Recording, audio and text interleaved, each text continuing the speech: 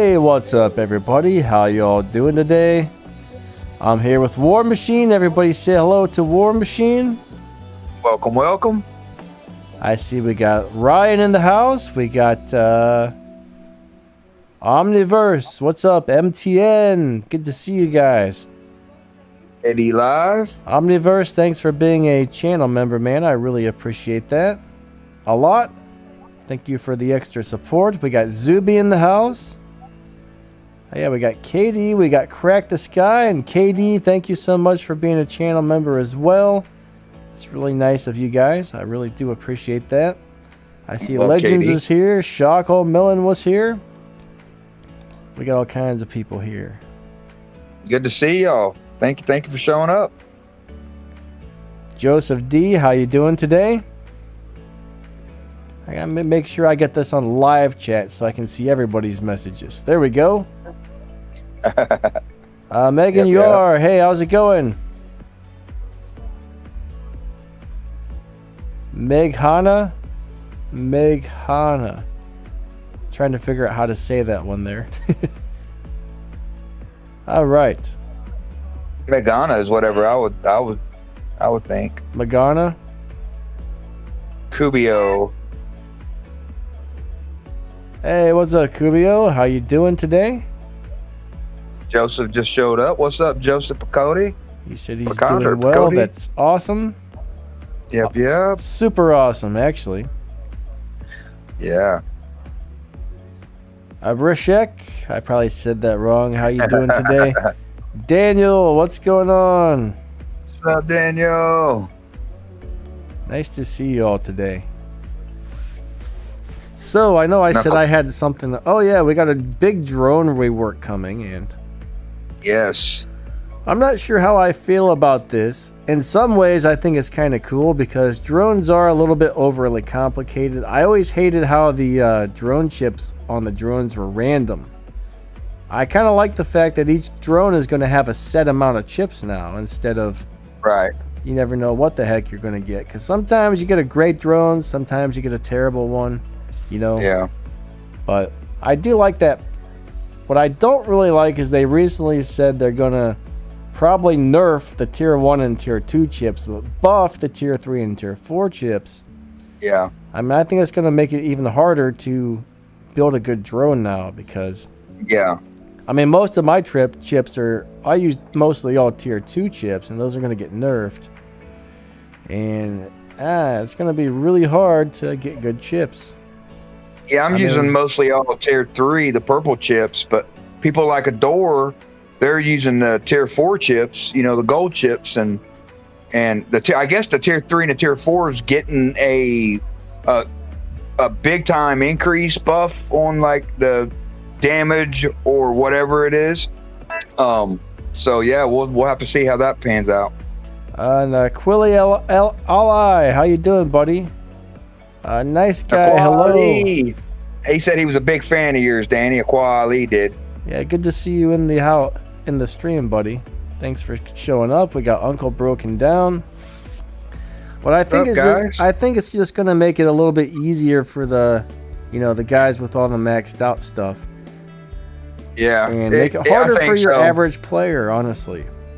I really think so, Danny. For the the ones that have the gold chips and even the purple chips, they're the ones that's going to benefit from this. But the standard people that only have the gray and the black chip, the blue and the gray chips, I just don't see them doing anything, really much at all. Like all my gold always goes into pilot skills, and now I need gold to buy 3,000 gold microchips as well. I mean, that's rough. That's rough. Yeah.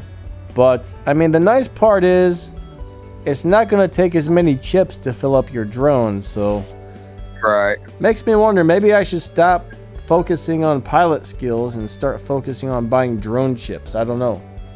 Well, the drone chip right now to buy, Danny, is the battery chips, right? Even if I don't care what level they are, you know what I mean? Get them, because Pixonic said that whenever they were doing the switch over to the drone reworks, that the battery chips that were taken out of there and they were going to give us these two other chips, one for yellow Aegis shield and one for physical, something like that. Purple shield, absorber shield, and the Aegis shield chips. And the Aegis shield chips, yeah. So for every battery chip that's removed from your account, since they're doing away with the battery chips, you will receive 2 shield chips of the same tier. Now that's pretty cool. Let's just say you've got a blue battery chip, you're going to get 2 blue shield chips. If you got a gold battery chip, you're going to get two gold shield chips. Right. And now that's pretty awesome, actually. I really like what they decided to do with the compensation. Instead of just giving us some gold or giving us some silver or something back, they're giving us some of the really cool chips. And I've actually got to test these chips in the past. All right, they weren't actually ready, but I did get to test those. I kind of... They were cool chips. I mean, I don't know what they're going to be like once they go live. Probably very different than the ones I tested, but it's so nice just to have a shield that kicks in. You lose so much damage and bam, you got a shield now. I think that's awesome. I mean, in my opinion, those shield chips are going to be the best in the game. So every day I've been logging on to try and buy some battery chips from the store just for the fact that... You know what? Well, the shield chips, the lockdown chips, and the suppression chips, I think is where it's going to be. A lot of it's going to be at. Yeah, for sure. Now the only thing is you're going to have the correct drones because, not all drones are going to have the circle chips. You know what I mean? Yeah. And drones are also going to have built-in abilities now, which is kind of nice. Yeah. So each drone is going to have an ability plus a couple of chip slots, so that's kind of neat.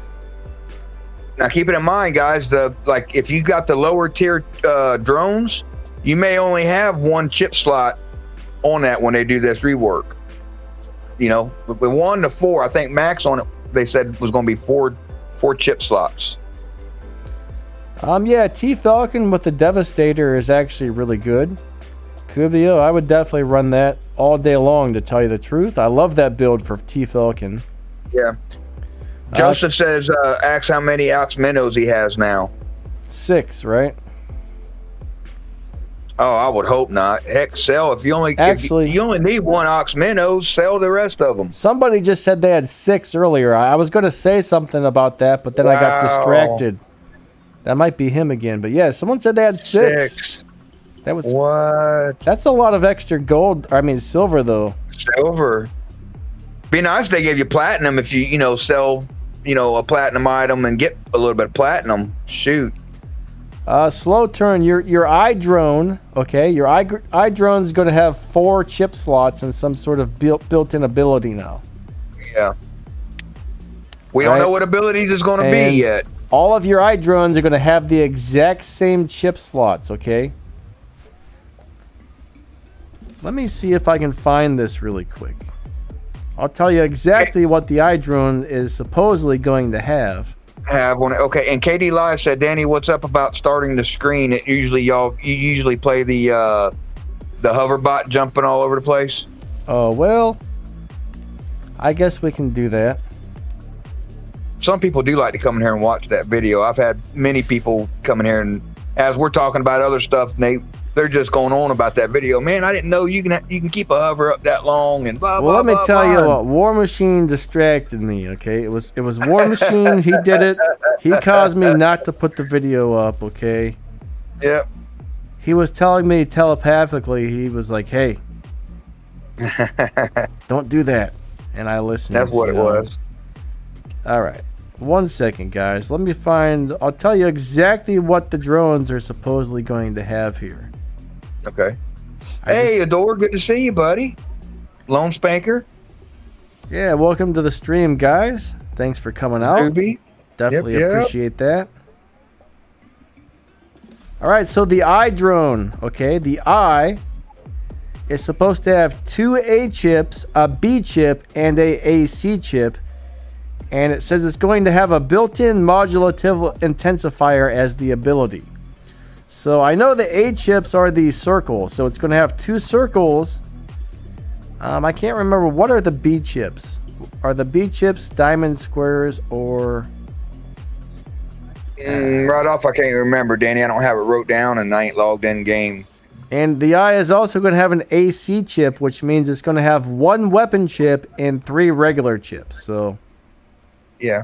That's hey, kind of Lone Spanker, good to see you, buddy. So the starter drone is going to have a D slot. The sidekick is going to have a C slot with a recurrent emergency renovator, it says. Yeah. The defender is going to have a C slot and a D slot with a recurrent in trouble renovator.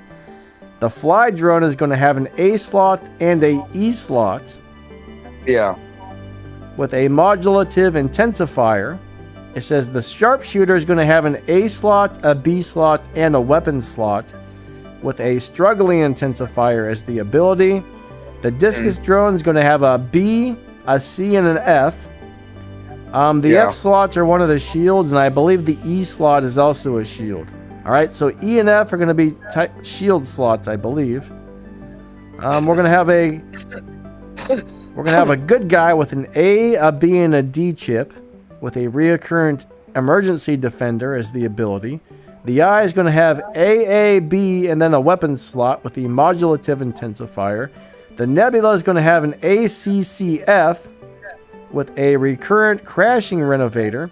The wasp is going to have an ABB and a weapon slot with an acid sprayer built in. The glider is going to have an ADDF with a phasing renovator built in. And the Octanian is going to have ABBA with targeting seeking minigun shooter built in.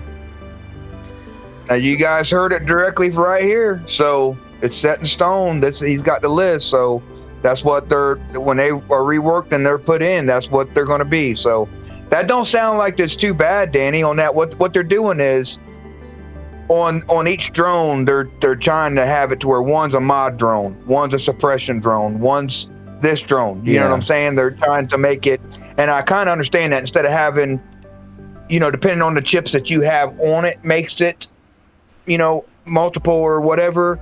They're kind of making it a little bit more simpler and saying, okay, this drone is basically used to do this.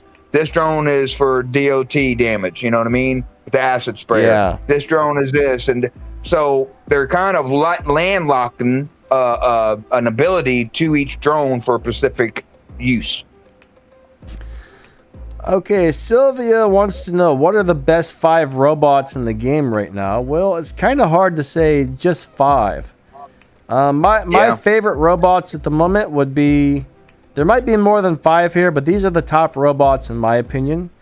Alright, right now the Demeter is up there, the Shell is up there, the Fenrir is up there, the Typhon is up there. Hawk still sort of, if you like the Hawk. I really don't. I think Hades is on there. Scorpion's still on the list. And I kind of think the Blitz is still up there on the top. So those are my choices for the best robots in the game right now.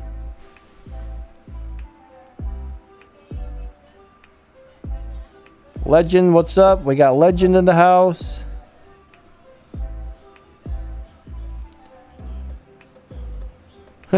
Drone info sounds like physics class. Zuby, the drone should be a lot easier to deal with now since they don't hold too many chips. Right. They're making them more simpler. After the drone rework comes out, we'll probably have to make some videos on each drone and, good setups for each specific drone type of thing. That way we can give y'all some knowledge of how to work them and all that, and I'm sure that, Heckador, I give it 2 weeks and he'll have, after they come out, he'll have it to the T of science. And he'll be telling us, and we'll be telling you guys. So, stay tuned for that as well. Yeah, I've got 1 wasp. I have 2 wasps. I got 2 eyes. I got the Octanian. I got 2 gliders and a nebula. Then I got a bunch of those little crappy drones too. I think I have a discus, but some of those might not be that bad, I guess. We'll see what happens. I got all the good drones too. I've got glider, shooter drone, good guy, the eye. I've got some good drones too, but so mine will have the 4 slots, the ones I use, and I've got the purple chips. So that's a plus on that for me. Hey, what's up, We got Xander? Alice. Hello, LOL. How's it going? Easy Alice is in the house. Bobby, aka Bobby. Yes. He needs to change his name because when you see that, you don't think, Yeah. you know. I'm getting a little bit of an echo coming back here. All right, is that better, Danny? I don't know. Yeah, I think so. Okay. What you was hearing was the other device. I moved it away a little bit. Hey, Terry Road. Good to see you. Yeah, thanks for tuning in, guys. Awesome to see y'all. Arshia just joined us. What's up? What's up? Sylvia, what should I build on my Hades? I got 2 rim and a glacier. What is rim? You must mean rhymes. Yeah. Well, if that setup is working for you, if you're comfortable playing Hades within a 300-meter range, that's actually a really good setup right now. Yeah. People really like the flamethrower setup on the Hades. Personally, I'm really liking the new Hornet with the 2 magnetars on there. That's kind of my favorite build at the moment. But there's a lot of great builds for Hades. Even the old school machine guns work great on Hades. You can't go wrong with a heck. You can, you put pretty much any weapon combo on there, fire and ice, or anything that's hitting out there hard. You can even put like the machine guns on there, Hades, and it'll do decent if it's high enough level.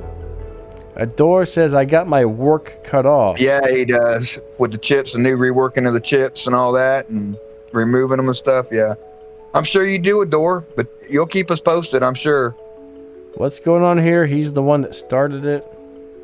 Is somebody in here fighting, guys? There was a little bit of a dispute, but it got worked out. I seen it. Okay. There wasn't no need to step in. They pretty much kind of talked it out. Hey, Magic, how's it going? Good to see you. Yep. Samuel Wong, how are you guys? 4 Tyrans are very strong weapons, Joseph. Leech is a little hard to play up close. I prefer longer range weapons on the Leech, but man, Tyrans are brutal. If you're good with that guy up close, that's a great setup in my opinion. You know what I had a dream about last night, Danny? Al June's coming back. You know what I mean? Like stronger than ever. Like, cause I'm seeing him out there. So last night in one of my dreams, I was dreaming that I don't know, for some reason or another, I was running an Al June out there and owning it.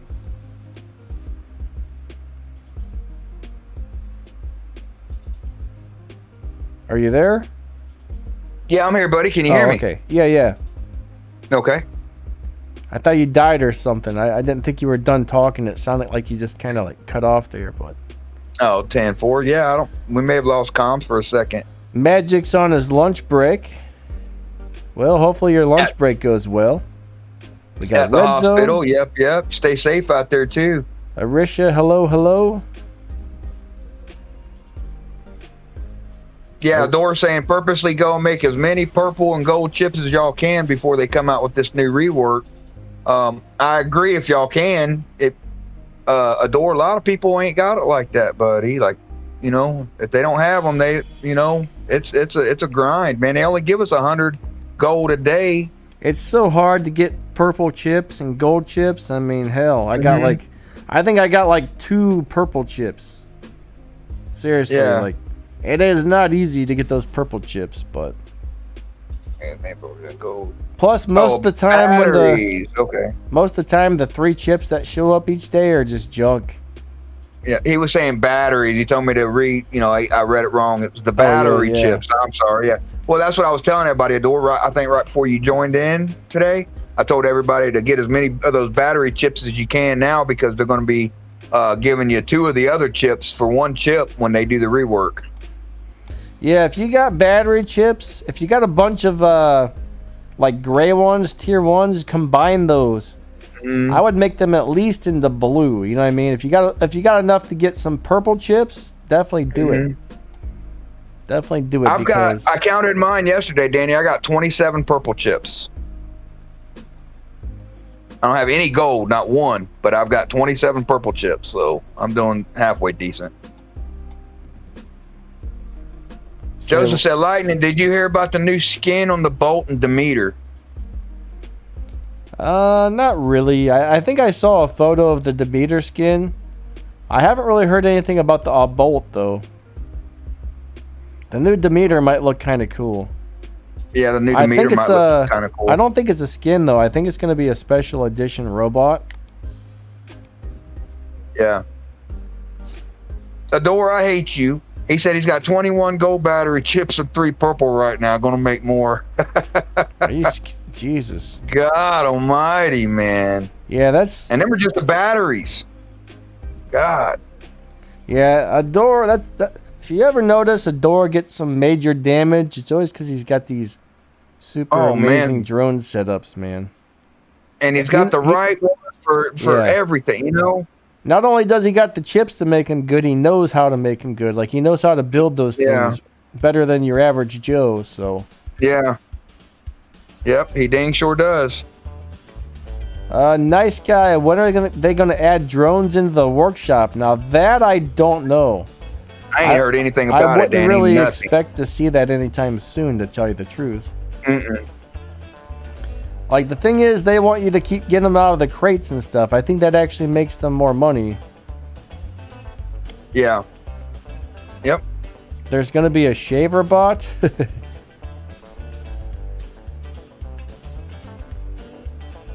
Oh, it's going to be called Sheaver Bolt. Okay.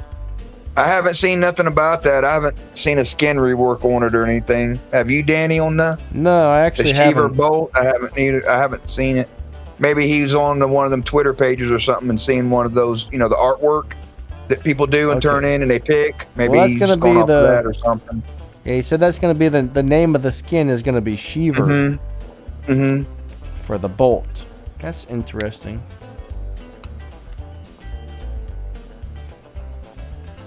Just Blast. I don't know.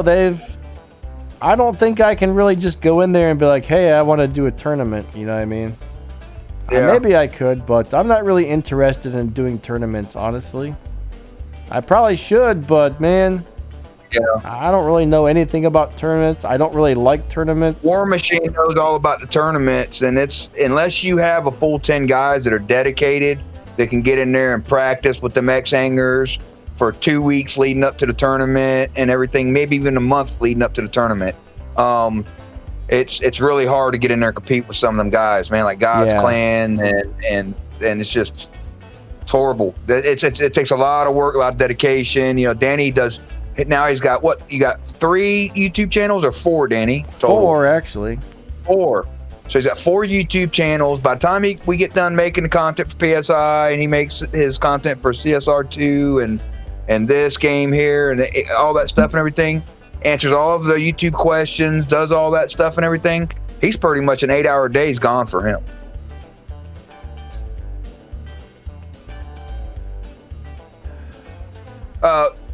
They asked, Bobby Johnson asked, when's the next update? Ain't the next update going to be in a couple of days as soon as the this next operation ends, or the event, as soon as the event ends or whatever? I haven't seen an actual date but it should be coming up really soon. I mean, I would expect it to be really soon, but I don't think they give it out a specific date. Yeah. It's soon, though. I can tell you that. It's really, really, really, really soon. It's going to be... I always go by, Danny, if you go in game and you look at special delivery, you know how it says like there's 16 hours left? Usually something will drop either after an event, right? You know, on the time of an event. Or if you look into operations, and right there, and it says, you know, 6 days, 16 hours, and 34 minutes left.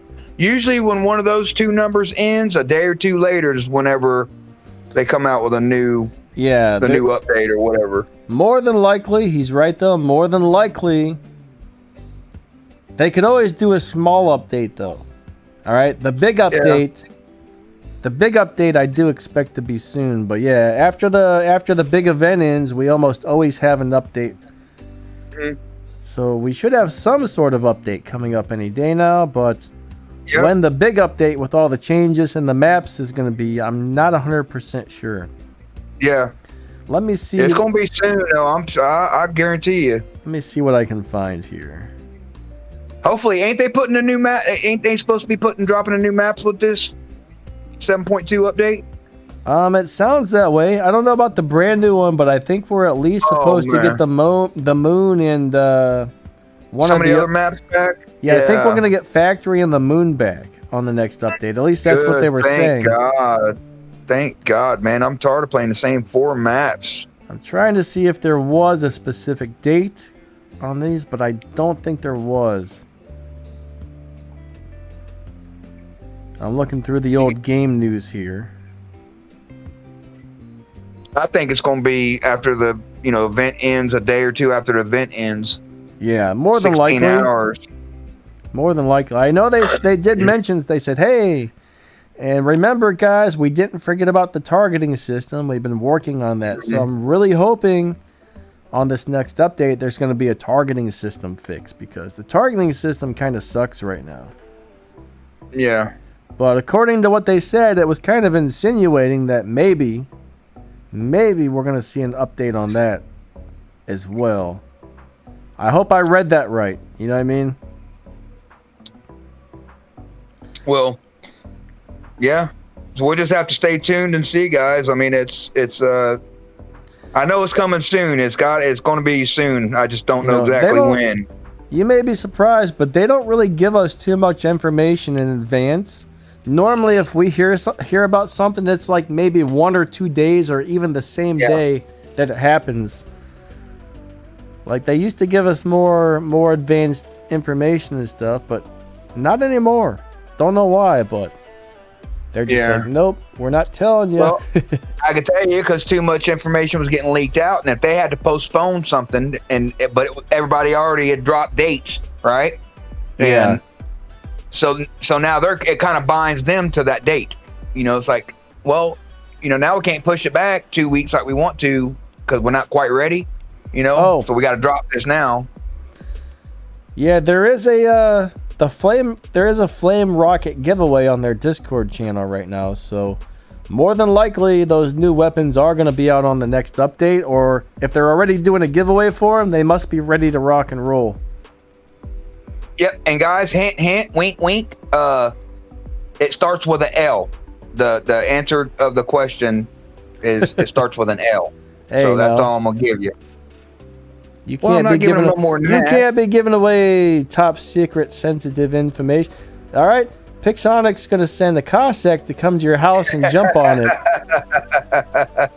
If you hear some rumbling, man, you better watch out, because that's that Pixonic shaking the ground as he's hopping towards your house, man. Well, that Cossack better bring it, because I'm coming out there in my Fenrir.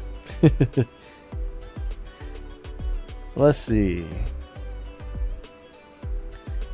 Yeah, the healing targeting is... I assume you're talking about the meter there, Samad, but... Yeah, the healing targeting, you never know where the meter is going to teleport sometimes. Yeah. Sometimes it'll light up on one person and then teleport to a different guy. Sometimes it'll just not teleport at all. I don't know. It's a little weird. It's a little wonky. Yeah. Yeah, it's definitely a little wonky. Yeah, Joseph, it's a lot of fun sending people flying with those Minos. Anything that has one of those blast waves is awesome.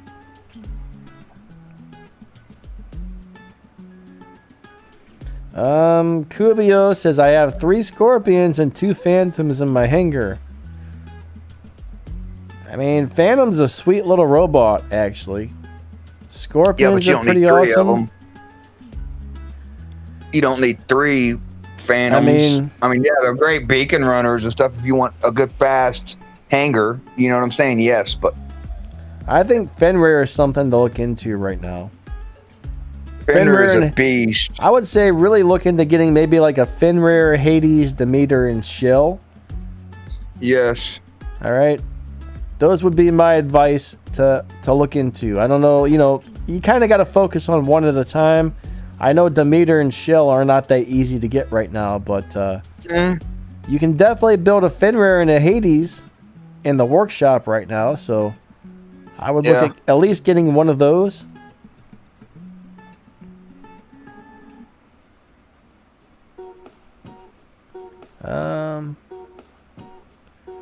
Nice guy says I use an accelerator module on the Ming because I can dodge rockets and run from Hawk. That's a good mod to run on him. Yeah. He needs a little speed. If I ran a Ming, I would definitely get that accelerator on there because he needs to be fast so he doesn't get destroyed. Yep.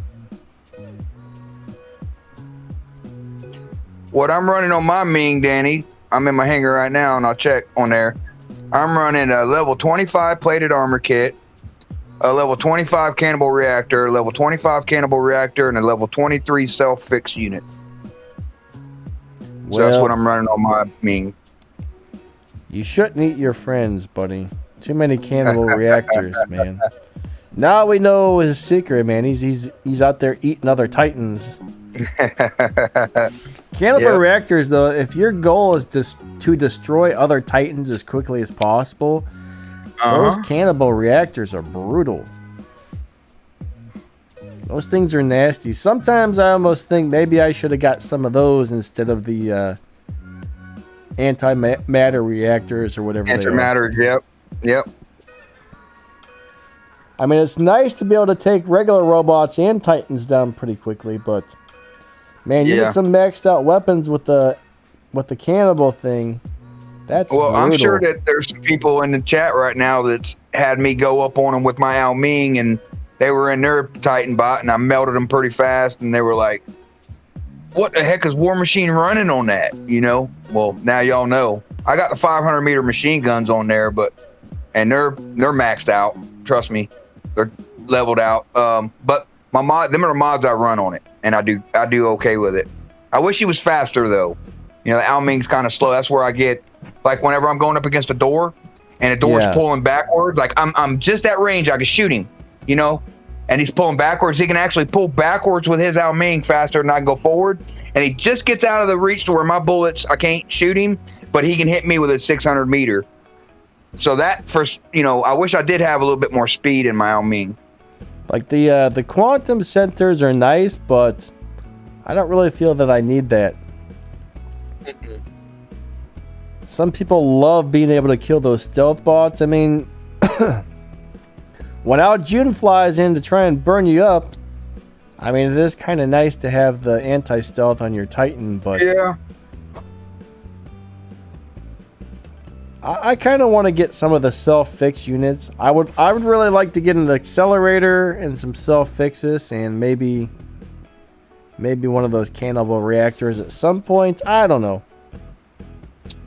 Joseph says, how much silver do you get for selling 5 of those bots? You know, the Minos, Ox Minos. I don't know. I think you get like 3 million silver or something like that at a level 1 Ox Minos or something. They'll give you 3.8 million. I think it's about 9. I think it's about 9 million. And then you know, those weapons, you know, you can sell the weapons that came on them as well. So that's a ton of silver right there. You would get a lot of silver from that. I mean, you don't need to have 5 Ox Minos. Yeah. Keep one and sell the rest. That's my advice. Yeah, you don't want to put it. Like me as a grinder, it takes me a year. I've been working on my Ao Ming for a little bit over a year, and I still ain't got him maxed out. I got his weapons and his mods maxed out, but I don't have the bot itself maxed out. So, what you gonna work on those 5 bots as a grinder for 5 years to get all of them upgraded? By then, there'll be 50 more, you know, Titans. Hell, 100 more Titans probably. Yeah, Nodens is a great healer robot. I don't really like him as a brawler, but he's awesome for standing in the back and just healing everybody up and suppressing people. If you can get like 3 Nodens all to drop in at the same time and they run in a pack, they're deadly. You got the healing units on there. You got them healing each other. It's so hard to kill those things. Well, and they can suppress, you know, the enemy that's around you, and you know, so they can heal, they can suppress, and Nodens is a great bot. In my opinion, Nodens is the second best bot, you know, Titan thus far. The first one, in my opinion, is still an Arthur. I agree. Then a Nodens, then a Ao Ming, in my opinion. I mean, and then an Ox Minos. If you can max out a Ming and get the 600 meter weapons on the Ming, plus one of those accelerator modules, that makes Ming pretty amazing. My only problem with Ming, though, is he gets chewed up so quickly if if someone can get within range of you, you're gonna have a hard time staying alive.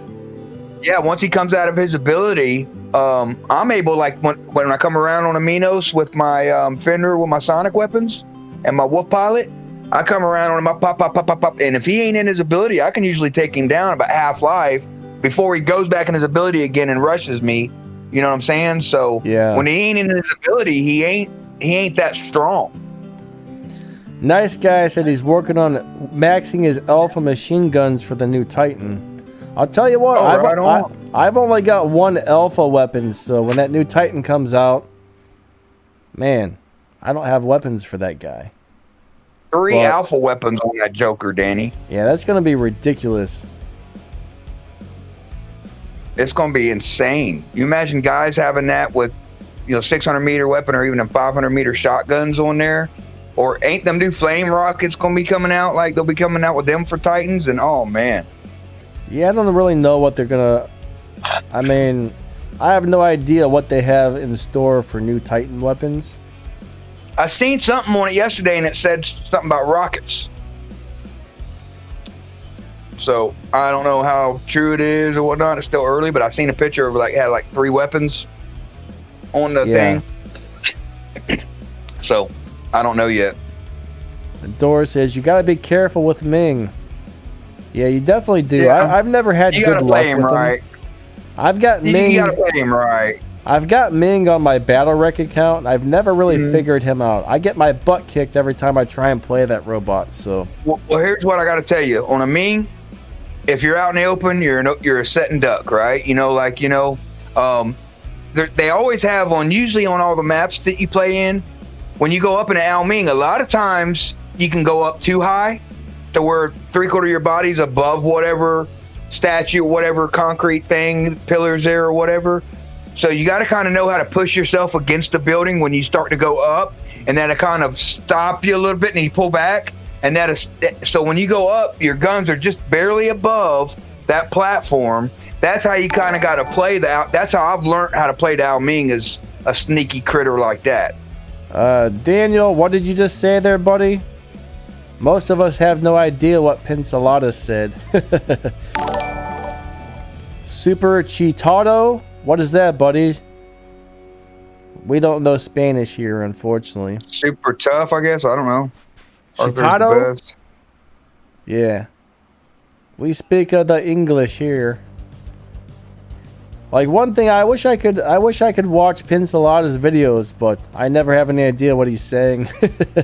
I speak poquito el español, you know what I mean? A little bit, okay. But not a lot. It's, very small, my wording. I got it. I know enough to tell you hello, have a nice day, see you tomorrow, hasta mañana. You know what I mean? I know certain things, but it's not my forte. If somebody was to come in chat and was asking questions, I wouldn't be able to read it and answer it. I wish I could. Yeah, I think it's awesome we got a guy who speaks Spanish for the Spanish speakers, but unfortunately I can't watch his videos. He knows English too, like he talks to us in English. Yeah. No, Pincelada's a great guy. We're not saying nothing bad about him or anything like that. It's we don't, our first language is English, and I speak a little bit of Spanish as a broken language, as another language, but not fluent. I don't know enough to carry on a conversation or answer questions. I understand like probably 2 or 3 words in Spanish. I know biblioteca is like a library or a bookcase or whatever. That's about it. Gracias. I just don't know the language. I actually tried momento, 1 minute, hasta mañana, see you tomorrow. There's all kind of, plate, like, plate of dinners, plateau, you know what I mean? So there's certain things, mucho grande, is large, means large in Spanish. Salados amigos, I think that means hello friends, right? Salados amigos. Saludos.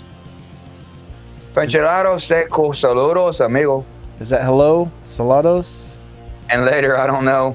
Oh. I don't know. We're trying to learn Spanish all of a sudden here on this stream. All right, forget war robots. We're we're gonna do Spanish language lessons. Enchiladas are great. He's a cool dude. I don't want anybody to take anything away from that or anything. I don't go over there and watch him on a daily or when he puts out all of his content and everything, like his live stream stuff, because I don't speak Spanish.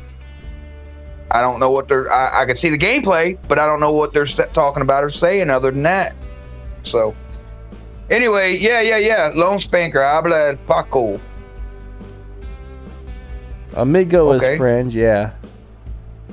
I got that one.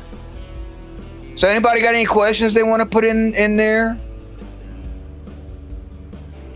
Hey, Don Jose, good to see you. Sylvia's Cyberpunk is in the house.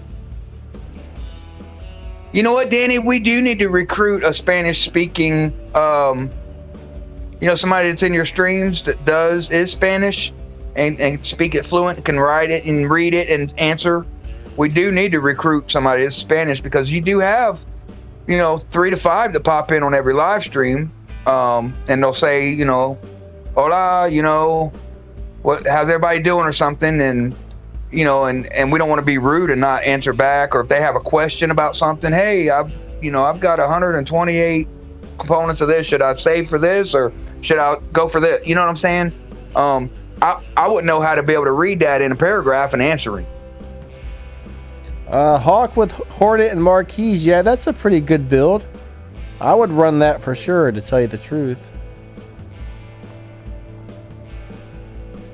Yeah, I got one Hornet. I don't have the second one yet. I do got 2 Marquise. I got the Dragon Marquise, actually. I got 2 of them. But it's a little weird on the reload time, though. That's the only thing I don't like about that type of setup is, you kind of gotta let off the fire button to let those reload. One finishes, the other one's still shooting. The timing on the reloads get really weird on that. Kind of wonky. A B1B just flew overhead. Slow turn.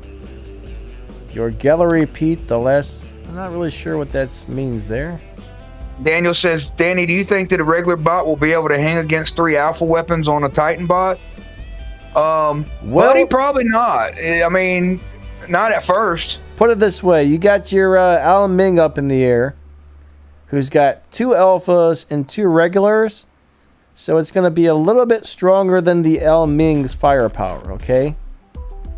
So just imagine being shot by an El Ming with maybe like 1 extra regular weapon on it or something like that. Yeah.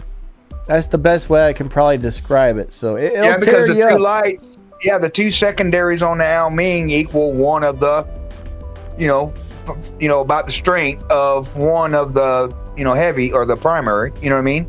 So that's kind of like the strength of an El Ming. It's going to make you want to, in order to beat some of these Titan bots out here, guys, y'all got to drop you got to drop your Titan bot to suppress your Titan bot and run with another Titan bot that's a, Arthur or something like that. Keep him healed, suppress. Y'all have to play as a unity, as a team, 2 of you guys jump on one of them guys, y'all could take him down, Don't sell your calamities, Sylvia. Those are really good weapons. At least keep 2 calamities, Vipers are okay. Al June, though, right now, I think the sonic weapons and the Hornets are the best 2 things you can throw on your Al June at the moment. Yeah. I don't know if you happen to have any of those.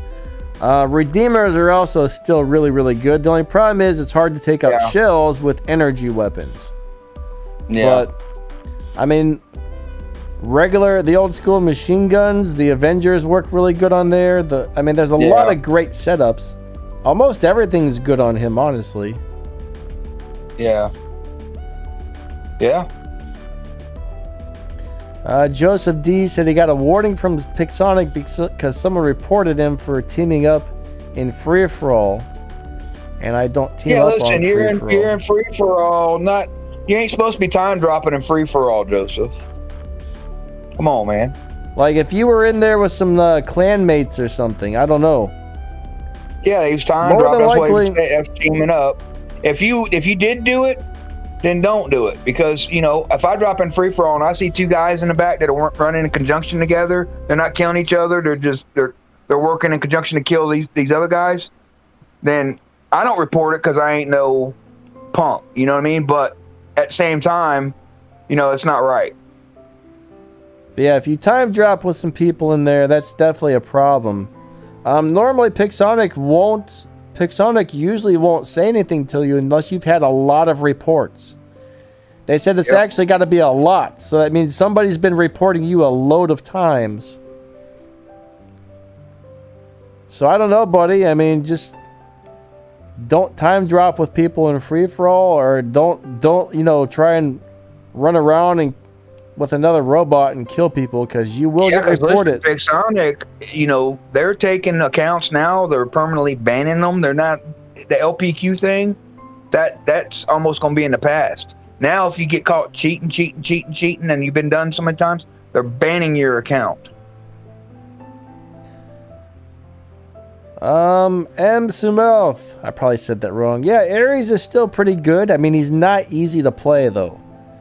Yeah. If you're really good with Ares, he can still be very deadly, but you got to be really careful with him because he's super squishy. Adore is surgical with his Ares, man. Yeah. Adore is surgical with him. But if you know how to play Ares and you're really good with him, he's a nightmare on the battlefield. Yeah. Yeah, I agree. Ares is a good bot. Leech is a good bot because it's got the 4 medium weapon slots. If you're running a Leech pilot or Adrian Chong pilot, you know, and you got him up to like a level 30 or 40, you're running like Roadhog, and you've got mechanic skill on him, and you're running good skills on him. But I tell you, I think a Hades is the better out of the three. If you know how to run a Hades, Hades the easiest to play. So if anybody's trying to build one of those three, thinking about it, you know, you ain't yet or whatever, put your money in a Hades out of them three, unless you've already got an Ares or something, and you already got an Ares pilot, then do that, you know. All right, Sylvia wants to know what to put on a Scorpion that he's building. The sonic weapons right now are the best thing you can get on there. All right, the sonic weapons are ridiculous. If you can't get the sonic weapons, I would look at flamethrowers, cryos, or maybe even the a set of shotguns if you have them laying around. Like, shotguns would not be my first choice, but if you have some, throw them on there until you get something else. And I'm gonna tell you too, magnums, buddy. You know, everybody thinks that magnums ain't good. If you got high enough level magnums, you know, you can put a magnum and then two cryos and a magnum on there. I mean, you know, a magnum's a pretty good weapon too. Frozen Shard. Well, if they catch you cheating, they don't care if you spend a lot of cash or not. They will still ban your account. Yep, you'll be gone. So make sure, guys, you know, that's the one thing. More than likely, they won't care whether or not you spent a bunch of cash. Yep. It's all, you know, it's cheating. They'll ban your account. Rascal said, "Evening, War Machine and Danny." What's up, Rascal? Machi's in the house. Machi, I always say her name wrong. Machi, welcome to the stream. Terror Road, Frozen Hard. Frozen's hard. Shard. Yeah, Frozen Shard. Shard. Yeah, so Sunday, or Saturday, I always say Sunday for some reason. This Saturday, I think we'll be doing some gameplay with full squads again. So that'll be a lot of fun. Yep. Yeah, Corona Halo is pretty good taser, I agree. At close range, they do a lot of good damage. I don't like the way they got the reload times on that setup and whatnot, but yeah. Magnums are definitely cheap to upgrade, that's for sure. And they do pretty good if you can level them up high enough. Adore says he disagrees. He digresses. I'd go flamethrowers over sonics because of the shells, he said.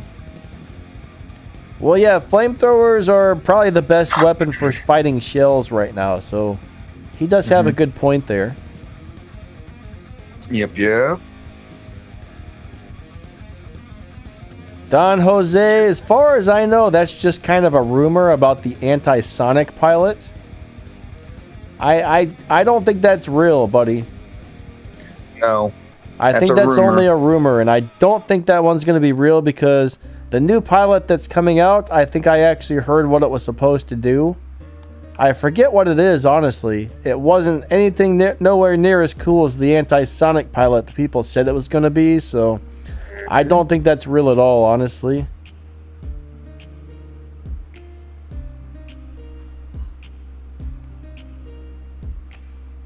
You know what they need to do, Danny, is they need to give the gust. They need to give that weapon a buff. Take the reload time. Drop it back down a few seconds, and give it another shot or two. Yeah. They need to bring that back. The thunders is okay, but the storms, the same thing. A reload, and once you're emptied out, it's just puh. And you gotta wait 7 seconds before you can again. I'd like to see them weapons in the future get a buff. I didn't sell none of mine, Danny. Even the ones I got MK2, I just got them in the back hanger and thinking, well, maybe one day they'll come back strong again. You can run them on a Ravana again, 3 storms. But Katrina, welcome to the stream. Nice to see you. Thanks for stopping by. Sorry to hear your internet connection is not great, but that happens sometimes, I guess. Yeah. Kamar just stepped in. What's up, Kamar? You fell through the floor, Potato? I've never really heard of that one. I haven't seen that happen yet, so I'm not really sure what kind of crazy glitch you found. Well, I've seen glitches like that where you do like a dash, like in a dash spot. You go in a building, and you're in a building, and you can actually shoot the people out. They can't shoot you, but you can't get out either. And you know what I mean? So it's kind of a fixed thing. But there is glitches in the game that if you find, I wouldn't be telling them to everybody though, because everybody be trying to get stuck in the floor in it. Yeah, they don't like when you use glitches either. They can get you on that. People will report you for using glitches too, so careful on that stuff. Yeah, and a lot of people run screen recorders out there. I know I do sometimes. Joseph said he's got to go. See you, buddy. Later, Joseph. Have a great day. Potato, what's up, buddy? Good to see you. I love that name. Ever since I've first seen it, Potato, I was like, that's a cool name. Taser, Typhon's very hard to play with Havocs. Yeah. Now, I will tell you this. If you get good with that setup, it is nothing nice. It is for you if you know how to play it. It's nothing nice for the enemy that you're destroying with it. So, yeah, I mean, if you like that setup, it's ridiculously good, but very hard to play. I like to keep some range on that guy because he really relies on his shield. But I would probably go with the Igniters over the Havocs. Or something like Wasps or Pulsars are awesome as well. I like to keep my range with that dude. I really like to have at least 350 meters of range, to tell you the truth. Yeah. Hey, Hulk. Good to see you, L Hulk. He's in the house. Hulk, what's up, buddy? Yeah, KD said he always screen records. That's what I'm saying. I do sometimes, Danny, when I get out there, when I'm with the guys and stuff. Sometimes I'll go on my screen recorder. Bim. You never know. Even though it's a glitch on the other side and you accidentally get put in there, if that happens, you screenshot that you're in that deal like that, and then you hit leave match, and then you instantly go over and you send that screenshot in the message part of, in Pixonic and say, look, here's the screenshot. This just happened. I was in a glitch. I hit leave battle because I was in there. I didn't want nobody to report me or, have proof. That I was like literally in one and shooting back at people. So that wasn't my intentions. Something like that, But if someone records you in a building or in a glitch in the ground and you're shooting back at people, or if you're in a sky glitch, guess what? You're probably going to end up losing your account eventually. Yeah, you probably want to ditch your bot. If you have a big glitch like that pop up, you're best just to ditch the bot and drop a new one. Yeah. Or not even leave match. Just ditch the bot and drop a new one. Right, Danny. Right. That's what you do. And that's the thing to do, because if not, then you're basically taking advantage of that glitch. If you're in the glitch shooting back at people and they can't shoot me, but this is cool, well, glad you think so. M. Sumith, buddy, a best beacon robot I needed. I guess you're asking what's a good beacon runner. Now Loki can be really good for grabbing beacons because he's fast and he's got the stealth. I think Phantom is still a really good beacon runner because he's really fast and he can teleport and get out of there if he gets into a bad spot. Blitz can be pretty good at beacon running. Let's see, what else? What else these days is good for beacon runners? Fenrir Fenrir's a little bit slow, though. On a beacon rush. Like if you see somebody over there fixing to take your beacon, drop that bot is perfect as a defending beacon. Yeah, there's a lot of bots that are great for defending beacons. So when you're talking about a beacon robot, I guess there's different ways to look at it.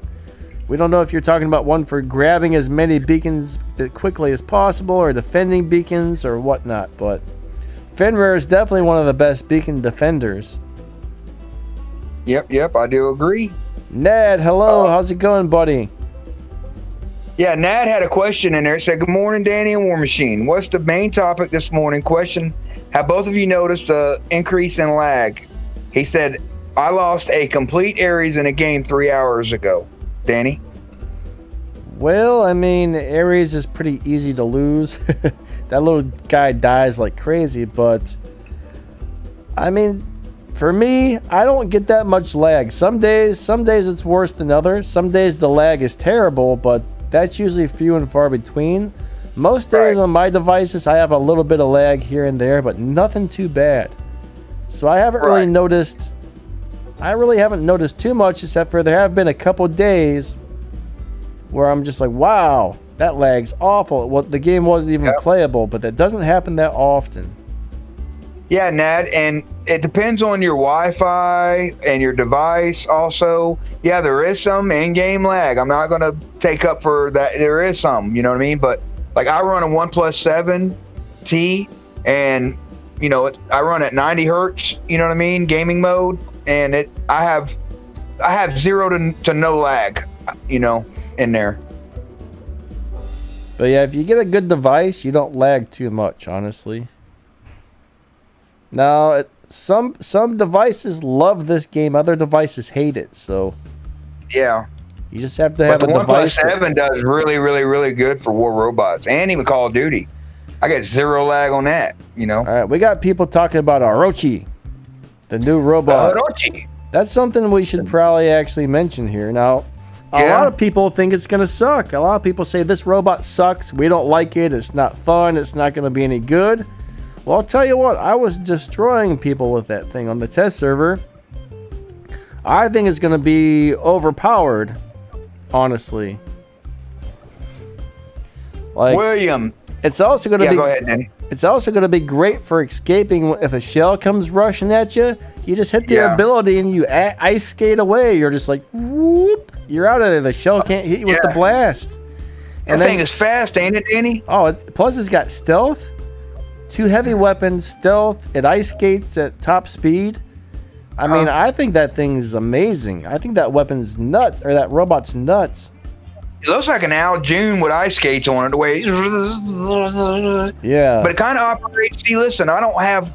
I ran that Demeter on the test server, so I know how it operates over there, right? But I don't have one, But it kind of, to me, when you operate the Demeter, when the Demeter is maxed out, is fast. You go right and left real fast and up and down. To me, it's like that, but with stealth. Like you can't. How you gonna hit something like that that's that fast and with stealth? Nice guy. I don't know if he's gonna be the next beacon runner, buddy. When you're in stealth, unless they change it for this robot, but generally, if you're in stealth, you cannot grab a beacon. So he might be good for getting to the beacons quickly, but if you hit that stealth and someone else is on that beacon, you're gonna lose it. So I don't know if he's gonna be a great beacon runner, honestly. He might be great at like being a backup to help your beacon runner get the beacons. To go in there and skate around and run circles around your enemies and confuse the crap out of them. But beacon runner, no. Beacon helper, yes. That's what I say. Yeah. But yeah, I think he's going to be really, really hard to deal with when he comes out. Now I'm sure they'll find a counter. You know what I mean? Like shells, I think is going to be a pretty good counter to that because, as soon as he comes out of stealth, you hit him with that blast. But 1 or 2 shells, I think that's going to kind of give him an attitude adjustment a little bit. But how much HP does he have at level 12, Danny? Do you remember? Oh, we don't know.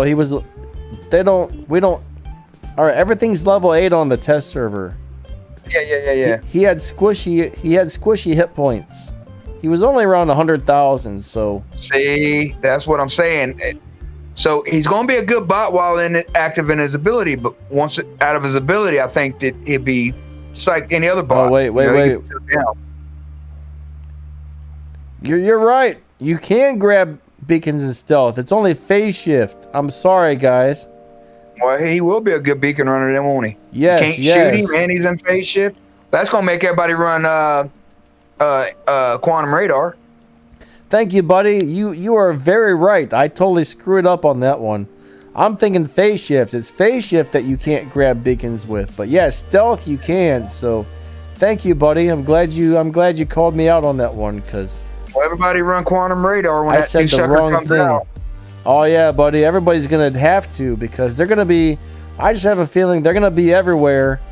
You're just gonna have like ice skating Olympic champions flying all over the map in stealth everywhere all the time. you look. So I agree. I'm almost hoping that they remove the stealth ability from that.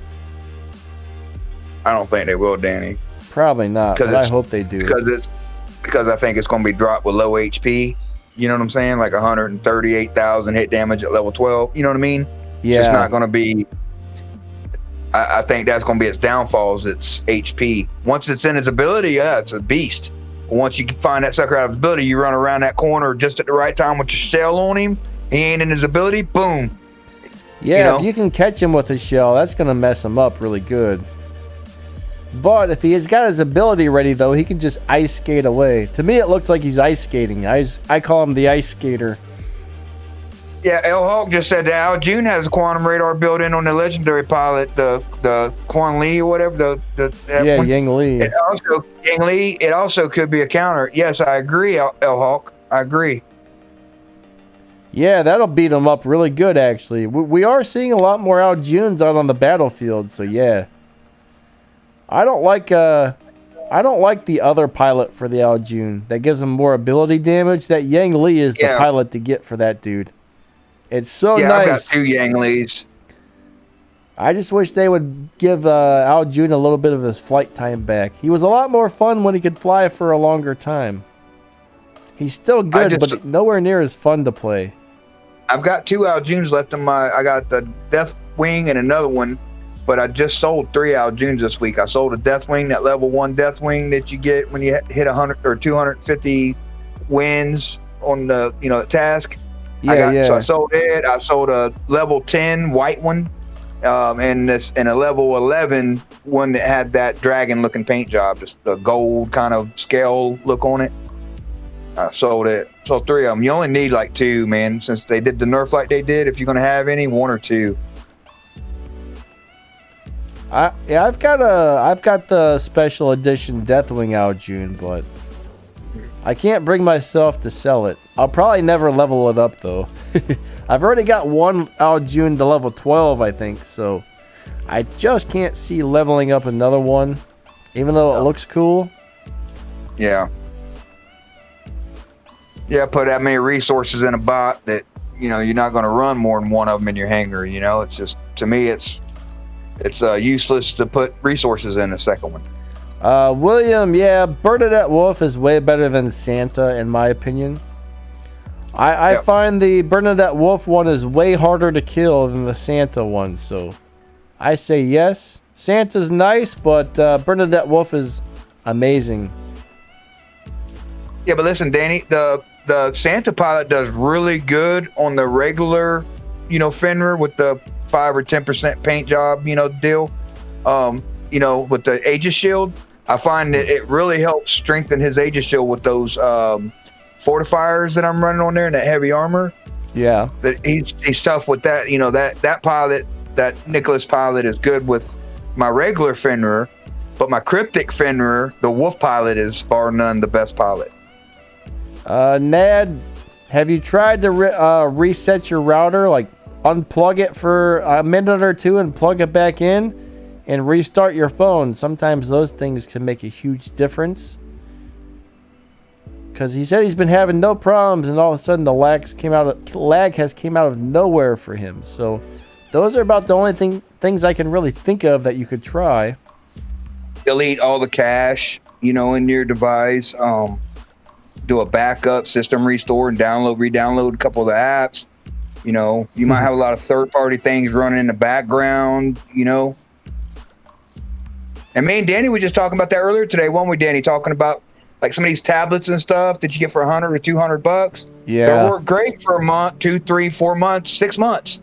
But then they start getting latency to them because you put so much data into them and so much third-party download, and those processors ain't made to run, because you've always got things in the background, believe it or not, unless you've got a gaming phone like this OnePlus 7T that I've got, where you can run Fanatic gaming mode, where it shuts all applications off in the background, literally. Later, nice guy. See you, buddy. But you could some of these devices, they'll work great at first, and then you'll start having a bunch of latency lag, and everything else. Check this out. I got a $30 phone one day. Not kidding. This phone cost $30. I received it for free, and I was like, okay, this phone is gonna suck. It's gonna be awful. I got on it. I started playing some games, and I was like, wow, this thing's doing great. I couldn't believe it. About 3 weeks later, it lagged so much I couldn't even check my email on it. So, yep. Some of those phones that have the cheaper stuff in there, like, I don't know, like, it's like almost like once you run them too long and they get hot or something, it messes stuff. I don't know what it is, but unfortunately, a lot of people are having lag is their device. I mean, some of it is the game, guys. Don't get us wrong. Some of the lag is because of the game itself. All right, that's why Pixonic's working on getting the new servers up and running, which should be coming up really soon here. I mean, I'm pretty sure they said like March or April, so. Yeah, and Captain Robot even said in there, just use the minimal graphics setting in game too, or on your device. If turn it down, you may have it up too high. If your device is laggy, definitely run the low setting. That will really help. I mean, that takes a lot less resources from your machine. So that's definitely a good advice there. Loki or Phantom, which will be best? Well, that's a really hard one to answer because they're both really good, but at different things.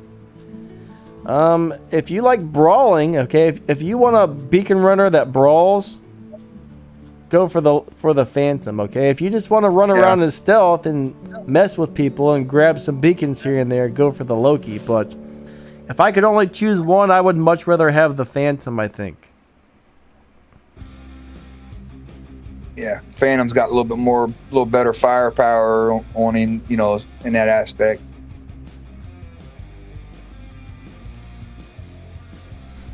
What about my Android 10? How do I get rid of lag? Jared said. I don't know, buddy. What processor are you running in there? Because I'm running a Snapdragon 855 Plus in mine. So if you got anything less than that, that could be a problem too. Like them 655 processors and below, just really ain't cutting it. Somebody just says maybe OnePlus is a close competitor, but still not better. I disagree. I disagree. I seen the on YouTube all the different comparisons where they did them two phones versus each other, and OnePlus 7 blew the 10 out of the water. Oh yeah. On everything. It's got the 3 large stereo speakers in it. It's the only Android phone that's got that. It has the zoom in optical camera in it that the 10 don't have. I mean, it's got certain things that it's waterproof. Yeah, I mean, like right now though, the best gaming phones out there, they're all Androids, okay? Apples are good, but you got the Black Shark phones, you got the Red Magic phones, you got the OnePlus phones, and you got the Asus ROG phones, and now Lenovo just made a crazy, amazing gaming phone too, and I think all of those beat the crap out of pretty much everything else out there. But, you know, and I'll tell you what, who is it? Justice, right? Every time Justice tries to run his Apple account, he has nothing but lag right now. He's always switching back to the Android. I think that's Justice, isn't it? Yeah. I believe. I'm pretty sure it's him, but I don't know. A lot of people I've been talking to lately have been having more problems on their Apple. Yeah. Oh yeah, that Lenovo is crazy, KD. I mean, that's probably like the most. That's probably going to be the best gaming phone out there, I think, if it holds up and you know, if it doesn't have any issues. That thing's nuts. That and the ROG phones are unbelievably nuts. Yeah, and the frame rate was like what? It was because our frame rate is 90 frames, you know, a second. That was like what? It was like 124, 100. Yeah, 120 or 144 or something like that. Something like that. Some ridiculous number like that. I was like, wow. Yeah. Yeah, my phone has I don't get any lag on my OnePlus 7. Yeah, we got like 6 or 8 gigs of RAM. We got what, 8 gigs of RAM on ours? Or 8, yeah. Yeah, 8 gigs of RAM. High-end Snapdragon. I mean, they're just good phones. Taser, a Hawk is a Hawk worth running? Have seen 2 in stock and want to know if they are worth leveling. If you like playing the Hawk, yes, it's worth running. They're really good at taking down Titans, okay? If you got the right setup on the Hawk, it can be great. Some people love it. I mean, it's not for everybody. I don't like the Hawk. I don't find it fun to play, but it's a very good Titan destroyer. So if it fits your playing style, yes, it's still really good. Oh, to me, it's like driving a 2x4 in the air. Yeah, the ROG gaming phones are very expensive. Most good phones are expensive, unfortunately. For a good one, you're gonna pay about $800. You know. Yeah, a lot of people. OnePlus 7 for what, you know, $350, $400 for a OnePlus 7. Heck, and it does everything that the $800 and $1,200 gaming phones do. You know. Sorry to hear your tablet can't play War Robots anymore, Potato. Yeah, that sucks. That's what we were just talking about. You can pay $100, $200, $300 for a tablet, or a phone even, and have it for 6 months, a year, do great, and then all of a sudden, it's the crappiest thing out there. Tier's kind of like a step below the meta, in my opinion. Tier's really cool. He's a lot of fun. He's a big help. But I'd give him like maybe an 8 out of a 10. You know what I mean? He's definitely a really good robot, but he still can't compare to the newer meta bots, I would say. Oh, that Lenovo's 1,000. Really the Lenovo's $1,700. Holy crap! I'm not surprised actually. I think when you open the box like has some sort of mechanical thing that opens it for you, and it's ridiculous. It's the craziest thing I've ever seen. It's got a pop-up camera and stuff, and all. It's pretty insane. It's got the buttons built in the corners and stuff. It's pretty nice. Lieutenant M, Nightingale is actually amazing with the cryo and rhymes. That's actually my favorite setup for that robot for some reason. I don't really like rockets myself, but on the Nightingale, I love them. I've pretty much tried everything on there, and I keep going back to the cryo and rhymes on the Nightingale.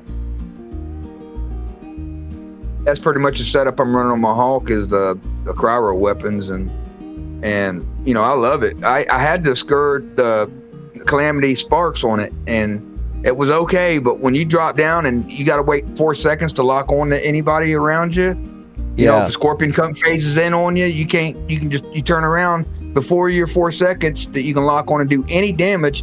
He's done his damage, killed you, and got out of there.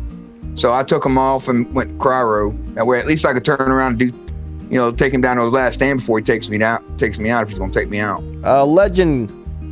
Yeah, the Calamity's not my favorite weapon to put on top of the Al June, but I always enjoyed it. It's a very good setup overall. So yeah, I think you'll like that one. Redeemer's another good setup on Al June.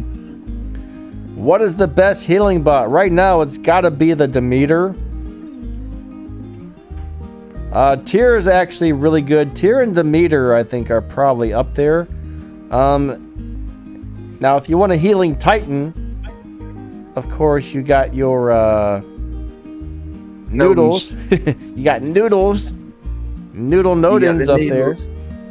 You got the bloody noodles out there, mate. But I definitely think Demeter is the best healing bot at the moment. Oh, wait. Nightingale is still really good, too. He's got a huge healing ring now, so that's another one that's great. Those are probably the 3 best healers at the moment. Yeah. Hey Jedi, Kenny. What's up, buddy? Yep. Good to see you, buddy.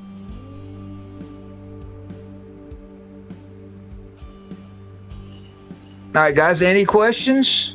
Is the Recurrent in Trouble Renovator in Tier 3 good? Yeah, that's a very nice drone chip if it fits your needs. I like that one, actually. But, I mean, one problem, though, okay, you said you can run 5 of them on your iDrone. You got to remember, though, the drones are going to get reworked here, and none of the drones are going to have more than four slots, so things are going to be very different here pretty soon. Those chips are still going to be awesome, though, if you can get them on your drones. But you won't be able to run 5 of those anymore. But I do like those chips a lot.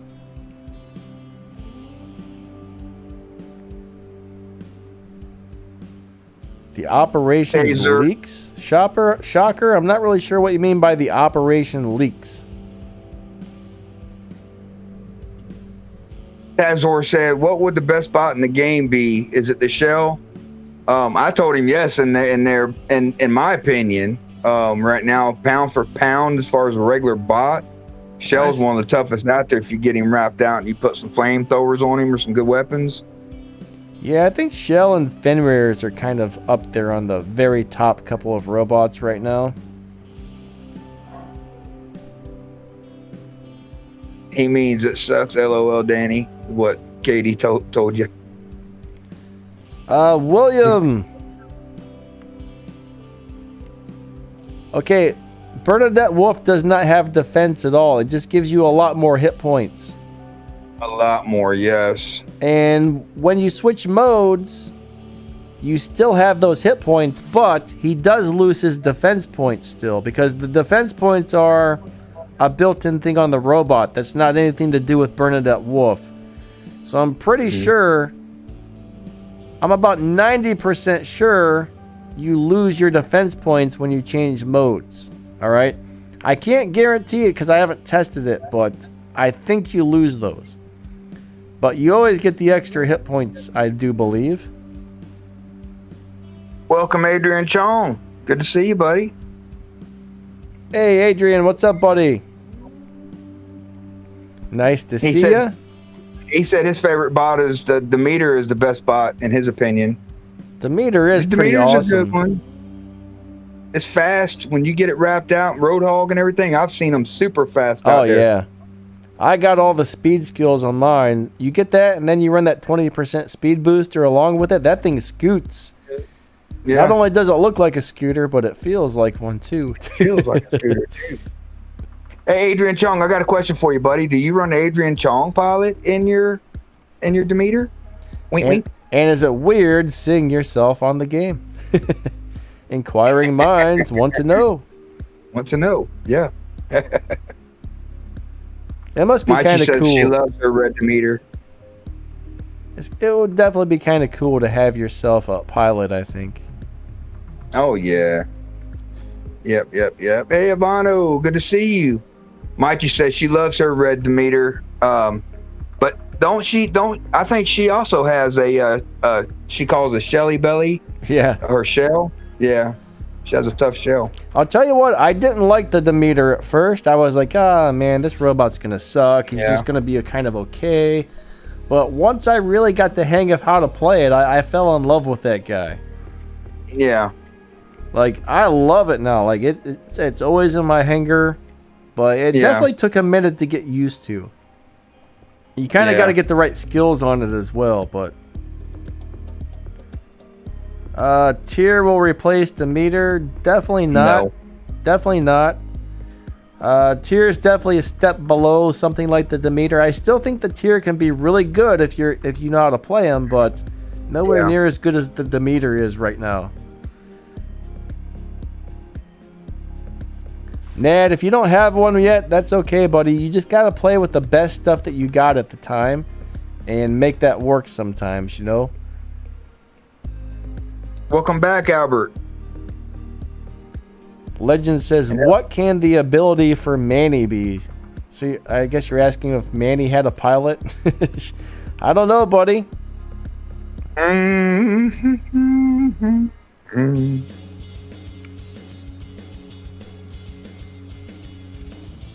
Yeah, Tier is actually pretty awesome. Albert, welcome back, buddy. Good to see you again.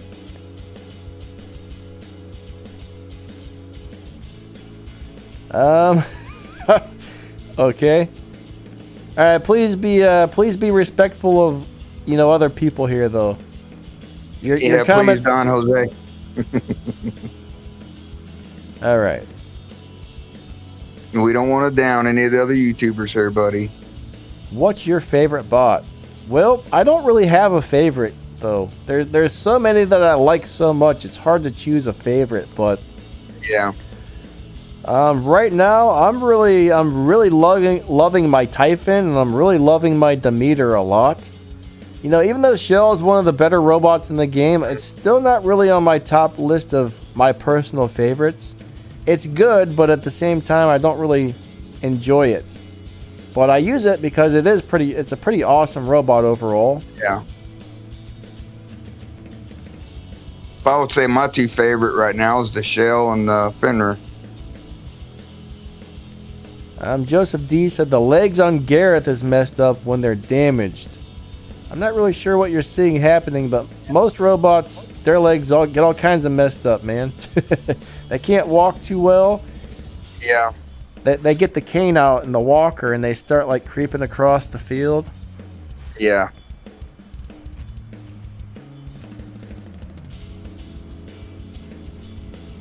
Yeah, I've seen a lot of people say that there should be a pilot skill that makes so you can't lose your weapons. I don't know. I kind of like the fact that your weapons can blow off if you're a robot. I mean, that's kind of realistic in a way. Your weapons get damaged, they should blow up, I guess. So I don't really think we should get a pilot skill that does that, honestly. Adrian Chong said, "You know what I'm looking forward to? ? The Ardent Behemoth with legendary pilot, LOL." That's probably going to be beast. I don't like Behemoth, though. But all campers must die. Adrian, every time I bring out a Behemoth, it just gets wrecked real quick. I haven't figured that one out. I haven't played it that much, though. Maybe if I really left it in a hangar and really gave it some use, I would like it, but... Man, I've tried very hard to like that robot. I just can't do it. Yeah.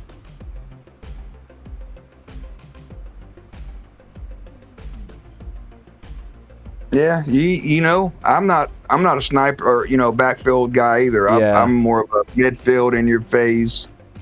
I'm the guy that keeps you away from those guys in the back. That's doing that. Sniping. So. Yeah. Albert. Next CSR2 live stream is going to be me and Max the Gamer do one every Friday evening at sometime between 4 and 5 p.m. Eastern time, depending on when he gets home from work. And then every Sunday at 9 a.m. Eastern time, I do a CSR2 stream. Yeah. Yeah, Redeemers are awesome, guys. Taser, I love the Redeemers. They're actually some of my favorite weapons. They have a hard time taking down robots like Shell, but if you're facing anything but a Shell that has a physical shield, they're awesome. Love those things. Yeah, like Adrian just said, Redeemers just got a buff, and they hit hard. You put a couple Redeemers on an Al June, I mean, you could do some damage on regular bots out there with them, with those Redeemers. Back when I used to run 2 Redeemers on an Al June, it destroyed everything. It was nasty. And that's before they were even maxed out. Like, I think I got one completely maxed out, and the other one's like level 12, level 4 Mark II right now. So they should hit even harder. You know what? One of these days, just for fun, I'm going to have to put those back on my Al June and play it, because I missed that build a lot. That was my favorite build for the longest time, was the Redeemer Al June. It was just brutal. Then they nerfed them, and I haven't really played them too much since. But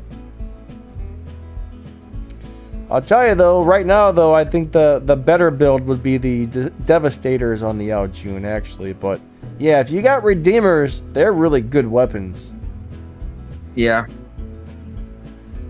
Yeah, Redeemers hit hard. Yeah, Adrian, the Mercury is sweet. I've never actually had one, but I was starting to get really good with that guy on the test server. I used to play him all the time on the test server. And I came real close to getting one. I almost built one, but I didn't for some reason.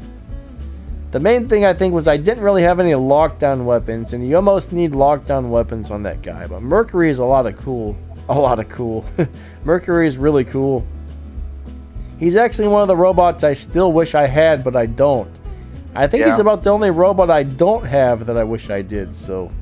Yeah, Adrian said Mercury is fun, but phase shift killed it. I agreed. Same thing with a Spectre. I used to go out there and run my Spectre, but when you get all those, you can't be so, close enough to hit anything with the Vortex before a Scorpion or 2 or 3 is behind you, popping you, Falcon's a really cool robot. I still enjoy that a lot, especially if you're playing with the traditionalist deal. Yeah. He does have a lot of firepower, but he's really hard for the enemies to kill, and tanks are kind of a really big thing right now, so yeah. Traditionalist Falcon is awesome. Regular Falcon's really fun, but it's kind of hard to keep him alive these days. Staying with a traditionalist Falcon, I mean, he's tough and he stays in the fight for a good minute, but you're taken away because you're only using the one heavy. Yeah. So you're giving up firepower for defensive points. Why, when I run Loki, there's a Yang Li in the match? that always happens, doesn't it? It always does. Loki's awesome until Yang Li comes out to play. Yep. That's the one thing. If somebody's got anti-stealth, Loki's as good as like a pile of turds on the ground. Yeah. But when nobody's got anti-stealth, man, Loki is so hard to deal with. Yeah. I actually really like Loki. He's so much fun, though. Such a fun robot. They're irritating suckers out there, man. I hate chasing them around. I'll just turn around and be like, you know what? I'll stand here on this beacon. I can't shoot you, but I'll stand here. If I can't kill you, you ain't turning it. I'll tell you what. Falcon with a Calamity and 2 Glaciers, that would be nasty. Or even 3 Thunders is surprisingly amazing at close range. Thunders are dirt cheap, guys. Like if you know how to play the regular Falcon and you put 3 Thunders on there, or something like a sustained weapon in the center and 2 hard-hitting weapons like Devastators, Glaciers, or the Thunders on the back slot, that will tear someone up before they even know what happened. So, yeah, that's actually a great build. 3 Embers on there. Oh yeah, that would be crazy too. Flamethrower Falcon is pretty deadly out there if the flamethrowers are high enough. Taser, if there is a nerf on the sonic weapons, I have no idea when that's going to be or what they're going to do to it. So I can't really tell you whether or not they'll be worth using. We'll have to see what they do to them. I kind of hope they get rid of the healing thing. Hopefully they won't be able to take away your healing. That's what I'd like to see done. Yeah, Falcon Exodus is pretty good.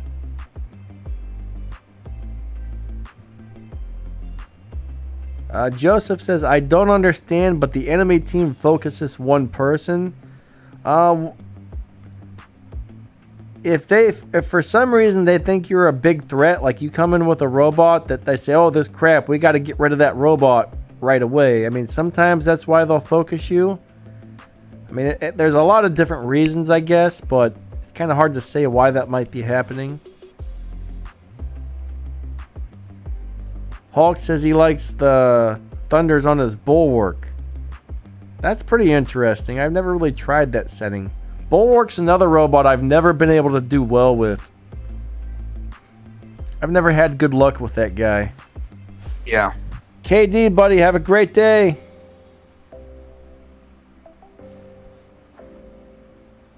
Set up for Griffin. Man, do you want to play... Are you more of like a long range or a short range Griffith player? Like if you're short range, I would definitely try and go with the sonic weapons or any type of rockets. For some reason, Griffith is so much fun with the rockets.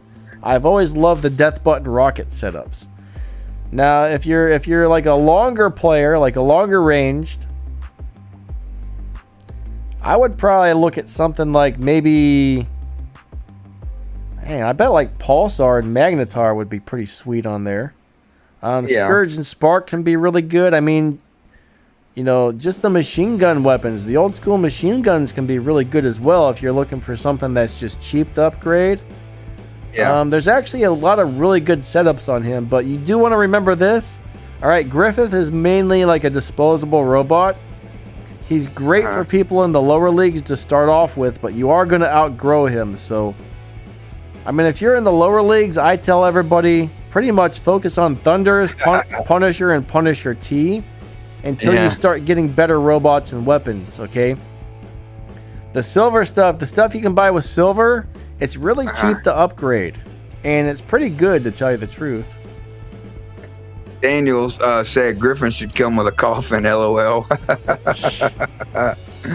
Yeah, I mean, once you get up into like champion or expert or something, he doesn't do very well, but in the lower leagues, he's really good. Yeah. For a new person, he's great. Yeah. Yeah, but just don't take him up. You know, once you hit level 9, you're pretty much maxed out on the speed of him. Yeah. And if you know you're going to outgrow him soon and you're not going to use him long term, only take him up to like a 9 and then, you know, just focus on your weapons. You always then want to take your weapons at least 2 levels higher. So like 11s and you'll be okay. Does anybody remember Shoots? Yeah, I do. I've actually got... There's 3 robots that were removed from the game, and I've actually got 2 out of 3 of those. I think I've got the... I think the Schultz? Shoots is the one I don't have, though. The Schultz? I don't think it's pronounced Schultz, actually. It's spelled like that, but I think it's called the Shoots. It's a German word. I think that's what he's talking about. Huh. Shuitze. Yep. Shortsy. Shutze. Something like that. Oh, Adrian spelled it out there. He probably got it right there. I can't spell for crap, guys. I'm dyslexic, so I always thought it was the Schultz, but it's the Shoots. Yeah. Well, I don't know. Someone's telling me I'm saying it wrong, but hey, that's the best I can do. Look, we got a big argument now about how you spell it and how you say it. Lag says he's got a pimped out Gollum. But yeah, I've got Bola and I've got Gollum, but I don't have the Shoots. That's the one I'm missing out of the 3 that got removed.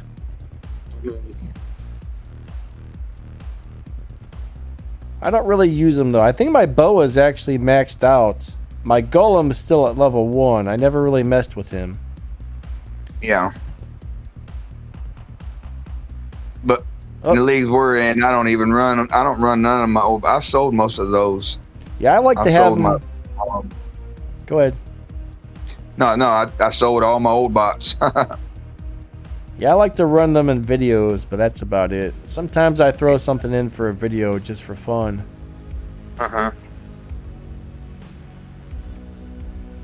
Yep. Anybody got any questions they want to throw in the chat? Yeah, what would you guys like to know about today? We'll go ahead and answer some questions for the next half hour. Yep, because I was just looking at the time and it's 12:35 by my time, so. The Tempest Joseph Mullet Hawk. 3%. Tempest Mullet Hawk, huh? That would be a pretty interesting setup, Terra Road. I've never tried that. I actually don't have any Tempest, but I don't have any mullets either. I've already sold all of those a long time ago. I never really cared for the mullets. I probably said that wrong. I say it like mullet, like the haircut. Yeah. All right, see you there, Easy. He says he's got to bounce out. All right, buddy. Joseph, see you later. I think a couple people are leaving, so thanks for stopping by, guys. It was nice having you, and we'll catch you next time.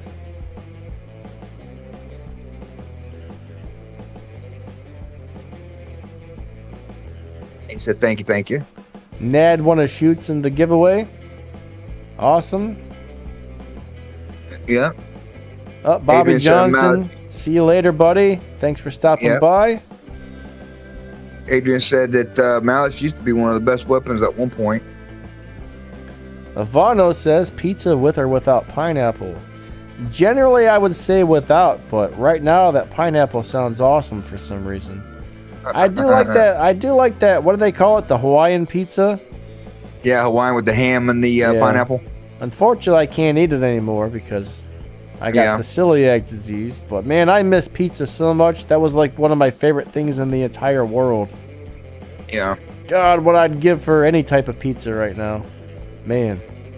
I guess they do make pizza with crust that I can't eat, but I don't think it's going to be any good. Like cauliflower crust or I don't know. Yeah. I've heard most people say it's gross. Yeah, you could definitely probably taste it. It wouldn't taste the same, you know. All right, Adore, you have a great day, buddy. We'll catch you later. See you. Wouldn't want to be you. He was telling me earlier he was tired. He was playing football at his campus or whatever, and they did a pile up. You know, they did the wall where they had to kick the ball in the goalie right there. Yeah. And so they built the wall, and then they blocked the ball, but he was the one everybody piled up on. He's the tallest stuff, so he's actually sprained his hand or his arm. So he said he went to the hospital, and they gave him meds, and they were making him tired. So that's no fun, man. Hope you feel better, bud. Catch you later. Yep. Taser, what's the top 3 setups for the Ravana currently? Well, I'll tell you what, sonic weapons on the Ravana is brutal. That's I kind of hate to say it, but that's about the only build I would really run on the Ravana right now. Scourges can be pretty good on there too. I guess top 3 though, definitely the sonic weapons. Flamethrowers. All right. Yeah. I would say that's number 2. Sonics and flamethrowers. What would be 3rd though?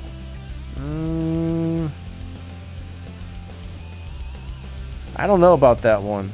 Maybe shotguns of some sort. I don't know. Yeah. Ravana's not an easy setup to play, really. But with the Sonics, he bashes people up. With the flamethrowers, he burns people up. But those are my 2 choices right there.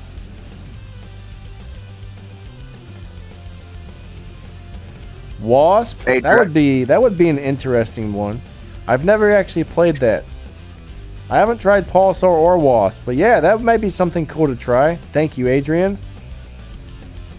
All right, Crack the Sky's back. Welcome back, Mr. Crack. Yeah, Pulsars would probably be really good, to tell you the truth. And if you got them high enough, 2 level, Dragoons with the Marquise. I mean, if you want to, build a sniper hawk, you know what I mean? Like everybody's talking about, putting just different weapons on the hawks that snipe. That setup. I really enjoy the Gauss and what's the small one? The Volt. The Volts, yeah. Yeah, the Gauss with the Volt on the Hawk. That's pretty awesome if you want to snipe from long range. I mean, that's a great Titan destroyer, actually. Yeah, the reload on that wasn't but just like, what, 5 seconds or something like that? It was real short. On which one? On the Gauss? On the Gauss and the Volt? No, they're a little longer. I think they're like 10 or 12 or something. Oh. I can't remember exactly, but it takes a minute for them to reload. Yeah. It's not too terrible compared to some of the other sniper weapons, but... I've got a set. I just ain't run them yet. I haven't upgraded them enough. I'm like, what to run them on? I got a Jaeger, and I do got my Hawk, but I don't know. I want to keep my Hawk kind of... I think I'm going to take my Hawk out if I get a Demeter. Magnetars are actually really good on the Hawks. They work a little bit weird with the Dragoon setups, though. I mean, they're nice, but I don't like the way the reload times match together on those two weapons. Now, if you can get like the Magnetar and the Wasp, I think that's an awesome setup. But I mean, that would work really well. I don't really like it personally. I wouldn't want to play that unless I had to, but it'll work really well if you need it to. You just have to get used to the little bit of weirdness going on with the reload mismatch on that. Yep. All right, I think Just Blast is leaving. All right, we'll catch you later, and thanks for coming by the stream. Yep, thank you, buddy. LOL says, Danny, what are you doing? I am live streaming, sir.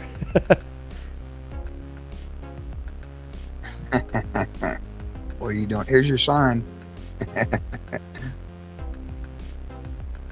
Nad, he says he has a question about the battery chips. What will become of the battery chips that are not on a drone but are left in the inventory? Are we going to be compensated for them too? Yes, Nad, we talked about that earlier.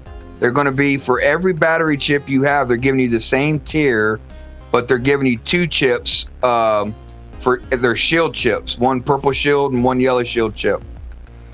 I mean, the thing I read made it sound like every battery chip you have will be turned into a shield chip of some sort. Actually, 2 shield chips.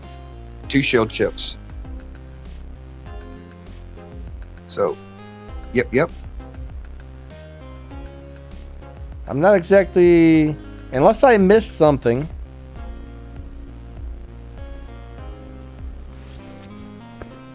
Hopefully I didn't miss something. It's not... I hope it's not only the ones that are currently installed on a drone. I mean, I don't think it said that, did it? I'm going to go reread this. If I can find my phone, that is. Where's my phone? I've lost it. Okay. Somebody in there said, do we play Minecraft? No. Nope. Only 2 games I play mobile is War Robots and Call of Duty. That's the only 2 I play. Alright, let me find this thing. Alright, we're supposed to be getting Aegis Shield and Absorber Shield microchips added on the next drone rework whenever the update is. So those are 2 of the new chips being added to the game, and I think that's going to be an awesome chip. I'm really looking forward to that. I love shields for some reason. Too. I think it's going to work good on my Fenrirs. I love the Absorber Shields, I should say. I don't know if I love the Aegis Shields, but I love the Absorber Shields. How would the Aegis Shield chip work though on a shell bot? Because it don't have the Aegis Shield. It wouldn't work, would it? Well, yeah, it would. The chip would just give it a shield once you lost so much health. It would automatically pop up a shield until... Oh, man, that's going to be awesome. Yeah. I don't know how many hit points it's going to have, though. I don't think they mentioned that. Yeah. Ah, crap. I lost the thing there. Earlier in this stream, I did read off the drone chips. They posted something the other day telling us which drones are going to have what slots on them. I did read that off earlier on this stream, if you guys want to go back and find that. But right now, yeah, and he did it all in detail. I'm trying to find the post. I lost it. Hold on. Ah, crap. Give me a minute, guys. Okay, dokie. I want to reread that and make sure I didn't read it incorrectly.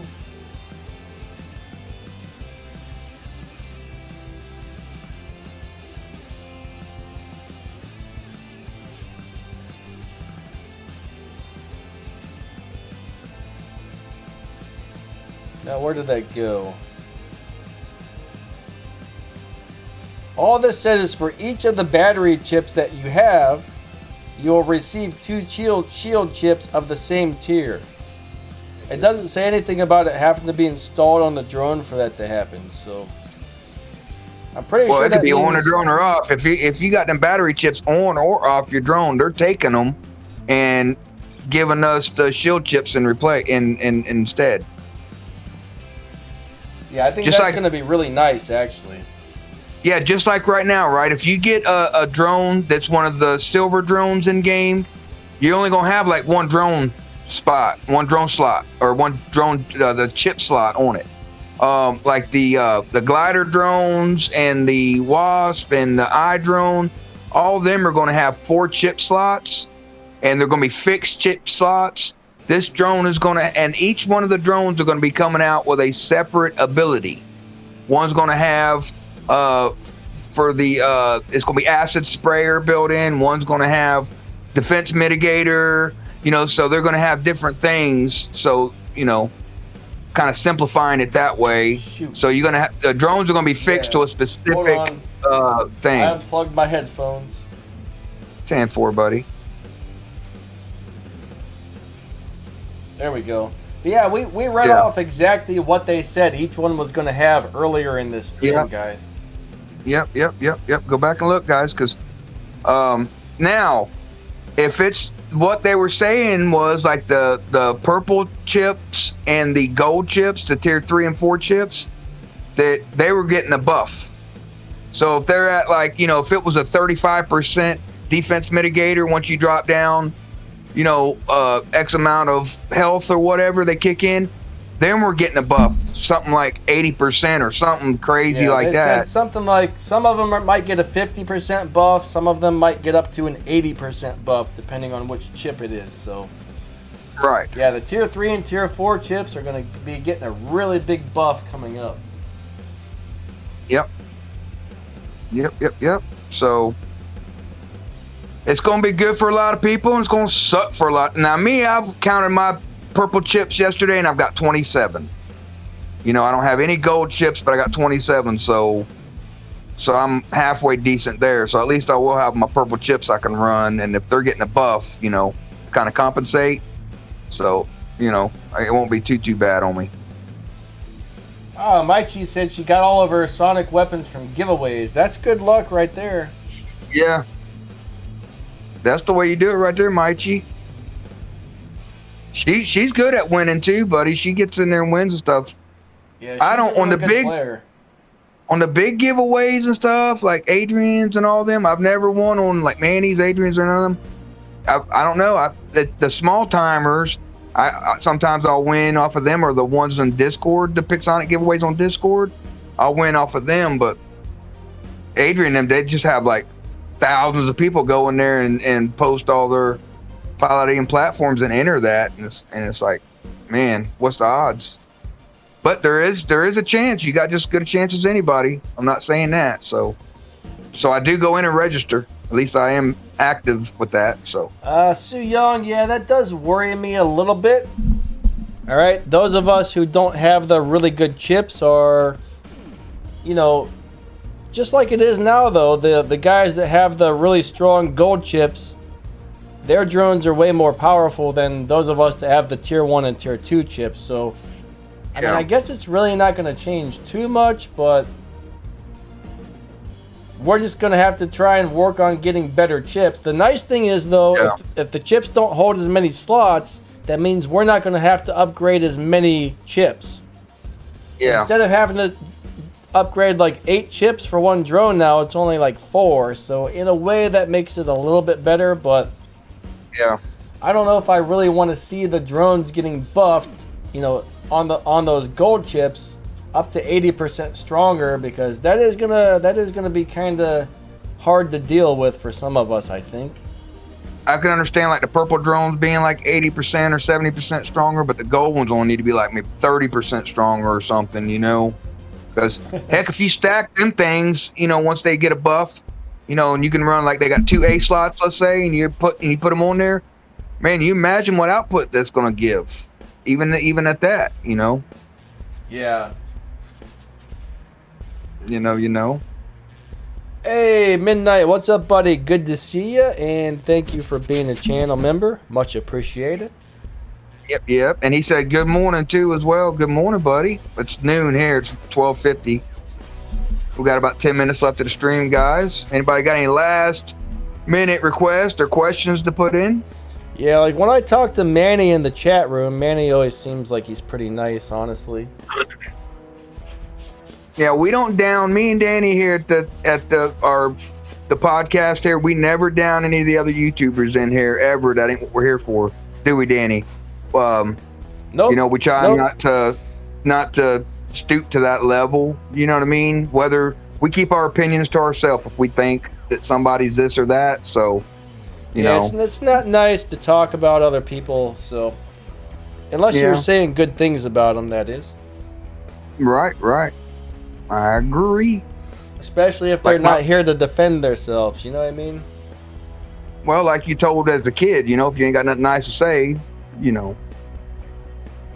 Yeah, every time I watch AD on one of his live streams, I usually end up laughing a lot. He's definitely fun to listen to. Yeah. He was talking about the matchmaking. He was going on the other day about matchmaking on one of his deals I seen in there, and I was like, man, he's on about it. But he's right. Because, like, I'll drop in a match, Danny. You know, listen, yesterday I looked at my thing. I was 20% victories. 20%. That means, listen to this. If I play, you know, I play like 40 to 50, 60 games a day. You know I do. I grind my butt off. And so, you know, if I play 10 matches, I'm only winning 2 out of 10 at 20%. That's not fun. I mean, and you see my levels up there, 11s, 12s, and Mark 2. And I still get thrown in there against, you know, maxed out sharks. I just, matchmaking does need to be improved, seriously improved. That's not fun. If you're talking about combining your battery chips, well, since you're going to get 2 for every one, that's going to cost you more gold to combine them later. So I would combine as many battery chips as you can now.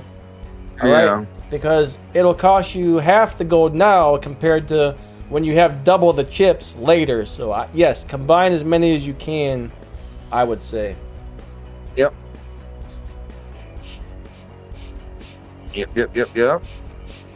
K-Fed sounds like somebody is scribbling with a pencil. That's interesting.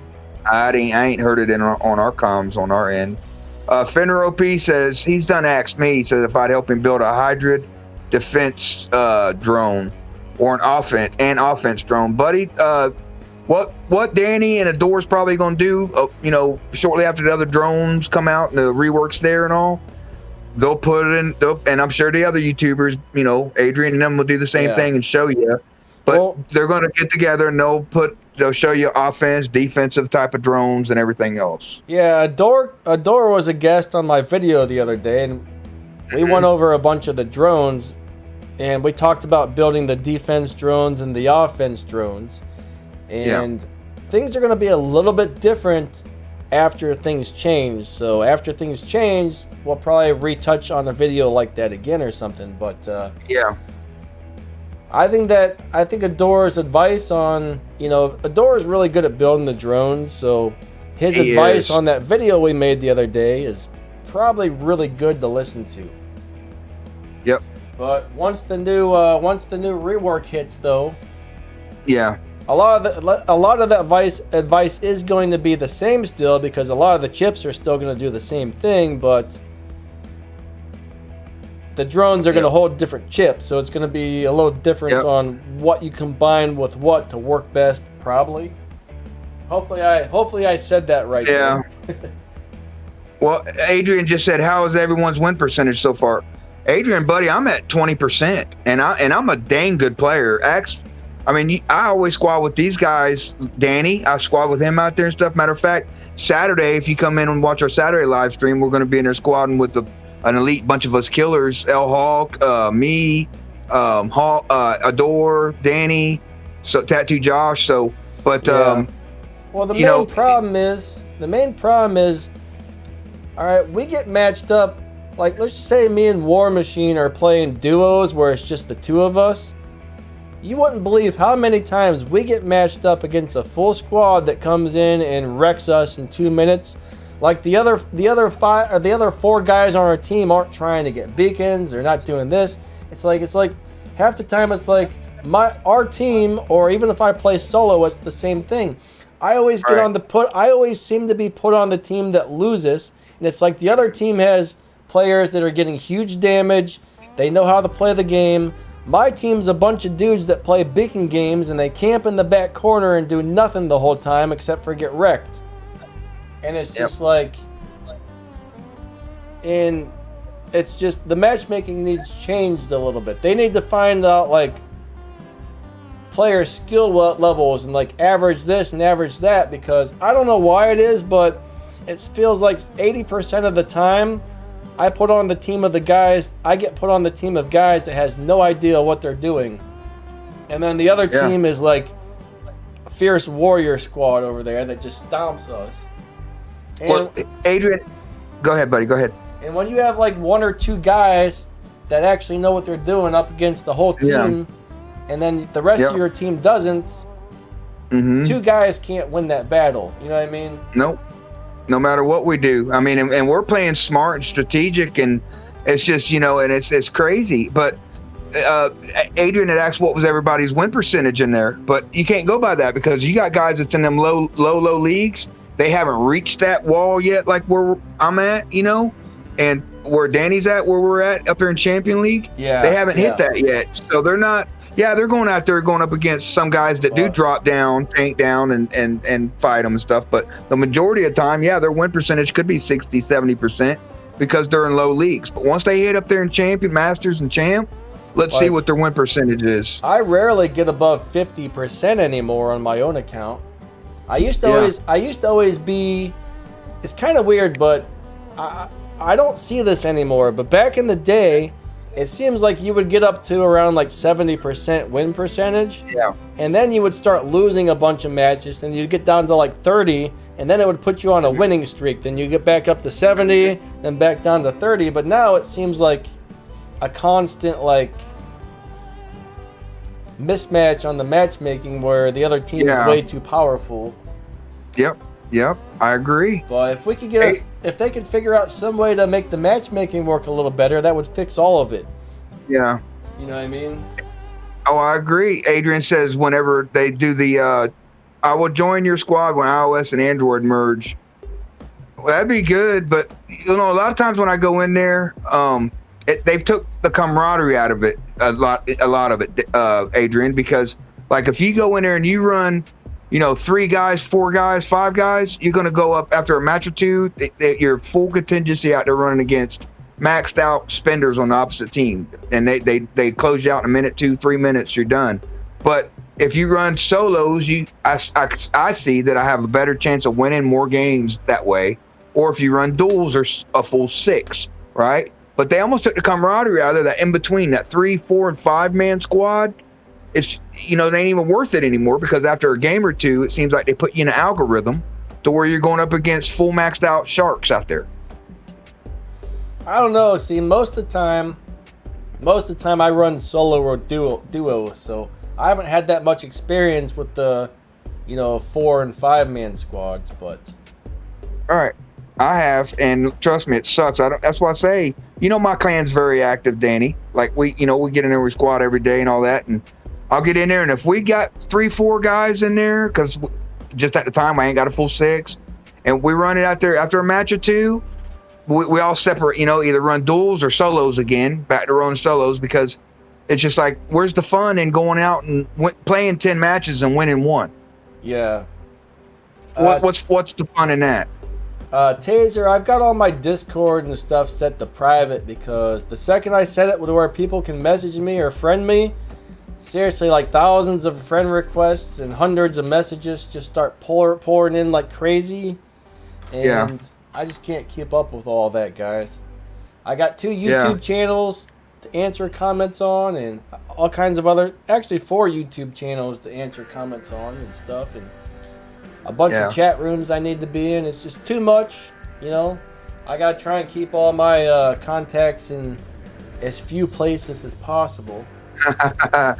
Maichi, she said something that just now it got my funny bone right there. She says, I'm running solo a lot and still go up against full squads, you know, with the little face. So at least I have 1 or 2 companies with me when she does that. That way she don't feel salty when they lose. And ha ha ha. Yeah, that's funny. That at least, I guess, I don't know. They should have it different. They should change that algorithm up and stuff to where they should make it to where if you did go out there and run 3 again, you know, let us win 50 or 60% of our matches. 5 matches out of 10, I'll be okay with that. But 1 match out of 10 or 2 matches out of 10, man, after 10 matches of that, Danny, I literally log out because I'm so aggravated. Yeah. That I'll sign on to Call of Duty mobile and I'll play that for an hour or 2 just to get my mind off of. Like I do know sometimes when I'm in with the chat rooms, even if I'm not playing with these guys, but there's a group of guys, there's a pretty large group of guys that I sometimes squad with and play with, and we get in the chat room, and I don't know how many times they're just so frustrated, and they're like, I'm done with this, because they keep getting like, it's those 2 to 3 minute matches happen so often for them. They're just like, I can't get a win, I can't play, you know what I mean? I can't get no damage, this isn't even fun because we're getting destroyed by these top players all the time. So unfortunately, it happens so often anymore. It does. I've had good clan members that's been with me for over 3 years. Danny recently quit due to the matchmaking. Yes. I've had a lot of good friends quit. I've had a lot of my subscribers quit. I've had to like refill my clan 4 or 5 times just because so many people just keep quitting on me. And mainly it's all because they feel that the matchmaking is so unbalanced that they're just getting stomped all the time. So, I mean, that's I don't mind. Like, that's the only thing I really see with the game that needs a major change right now is the way matchmaking works. Oh my God. I don't have anything else to really complain about majorly besides they need to do something a little different where matchmaking is a little more fair, because some of these guys aren't even in Champion League. Some of these guys have like level 8 weapons, level 9 weapons, that's it. And they're getting put up against these full squads that have maxed out everything. And those are the guys that are like getting upset and quitting once they get up into like masters and stuff. Yeah. You know? Yep. I mean, so I can usually take my account, my level 10 to 12 robots with weapons that are mainly level 12 or a little higher. I mean, I can take that in, and I feel like as long as my team is good, I can compete. But if I get matched up with a bunch of people that have no idea how to play the game, things change right there. Well, what did it do, Danny? Right? I know how to play the game. You know how to play the game. Like we're very strategic. You know what I mean? I play with you. You play with me. We know how to run beacons, how to hold, I'll kill off a bot, drop in a beacon and save it. You know what I mean? And all that. But it'll have 1 or 2 of us over here on one side like that with guys that will drop one bot, get murdered, and then won't drop in. Or you'll have 2 more guys back there and they're camping on one beacon, not even trying to rush center beacon, a right beacon, and they're watching the enemy team cap 4 of our beacons, and they'll set right there the whole game. And it's like, but the other team, when you get out and look, it's a full contingency, all champion S rank, and you'll have 1 champion on your team. Yeah, if they could figure out some way to, let's just say they were like 4 extremely high-end players, all right? Yeah. They should put 2 of those on one team and 2 on the other team. And somehow figure out how to even it out so the teams are matched evenly. You know what I mean? Yeah. Full contingency. Throw them up against full contingency. It just seems you can't tell me there ain't enough players out there for that, for them to sink in a lobby, It seems like so many times the one team has all of the best players on it, and the other team has players that aren't that great. But I mean, really, there's a lot of people that go on like pay to win, all this stuff. Well, if the matchmaking, you know what? Most people wouldn't complain too much if the matchmaking was changed a little bit, I think. Yeah. If it was more of a fair fight all the time, people would stop complaining about that type of thing. If the enemy team's all maxed out full contingency, why not throw them up against full contingency maxed out their enemy team? I don't understand it. If I drop in over here, I'm not all maxed out. I got one bot MK2 and a couple weapons here and there, right? But so I drop in over here. I shouldn't get out every game, 9 games out of 10 games, and look at the opposite team, and every one of them over there are in clans, S-rank clans, every one of them in high champ, and every one of them maxed out. Multiple shells in their hangar, multiple those guys should go up against guys just like them. You know? Yeah, put guys in my category against guys in my category. And they should lock these guys. Once you hit Champion League or even Masters, you should not be able to tank down below that at all. You should be landlocked to that league. You know what I'm saying? So you're only going to fight guys from that league and up ever, you know? Master guys ain't going to fight guys, below them. You know, they're only going to fight guys, Masters and Champs. Champs ain't going to fight nothing but Champs and Masters. You know what I'm talking about? Right there. And that's how it should be. And go on down. Each like expert shouldn't fight nothing but expert and diamond. You know what I mean? Diamond shouldn't fight nothing but diamond and gold. Gold shouldn't fight nothing but gold and silver. That's how it should be. Rework it like that, and then there wouldn't be no problems. Then they would have more people. Well, let's try and we're about, stream's about coming to the end here. So sorry, we kind of got on a rant there. So let's try and end with something on something a little more fun and positive.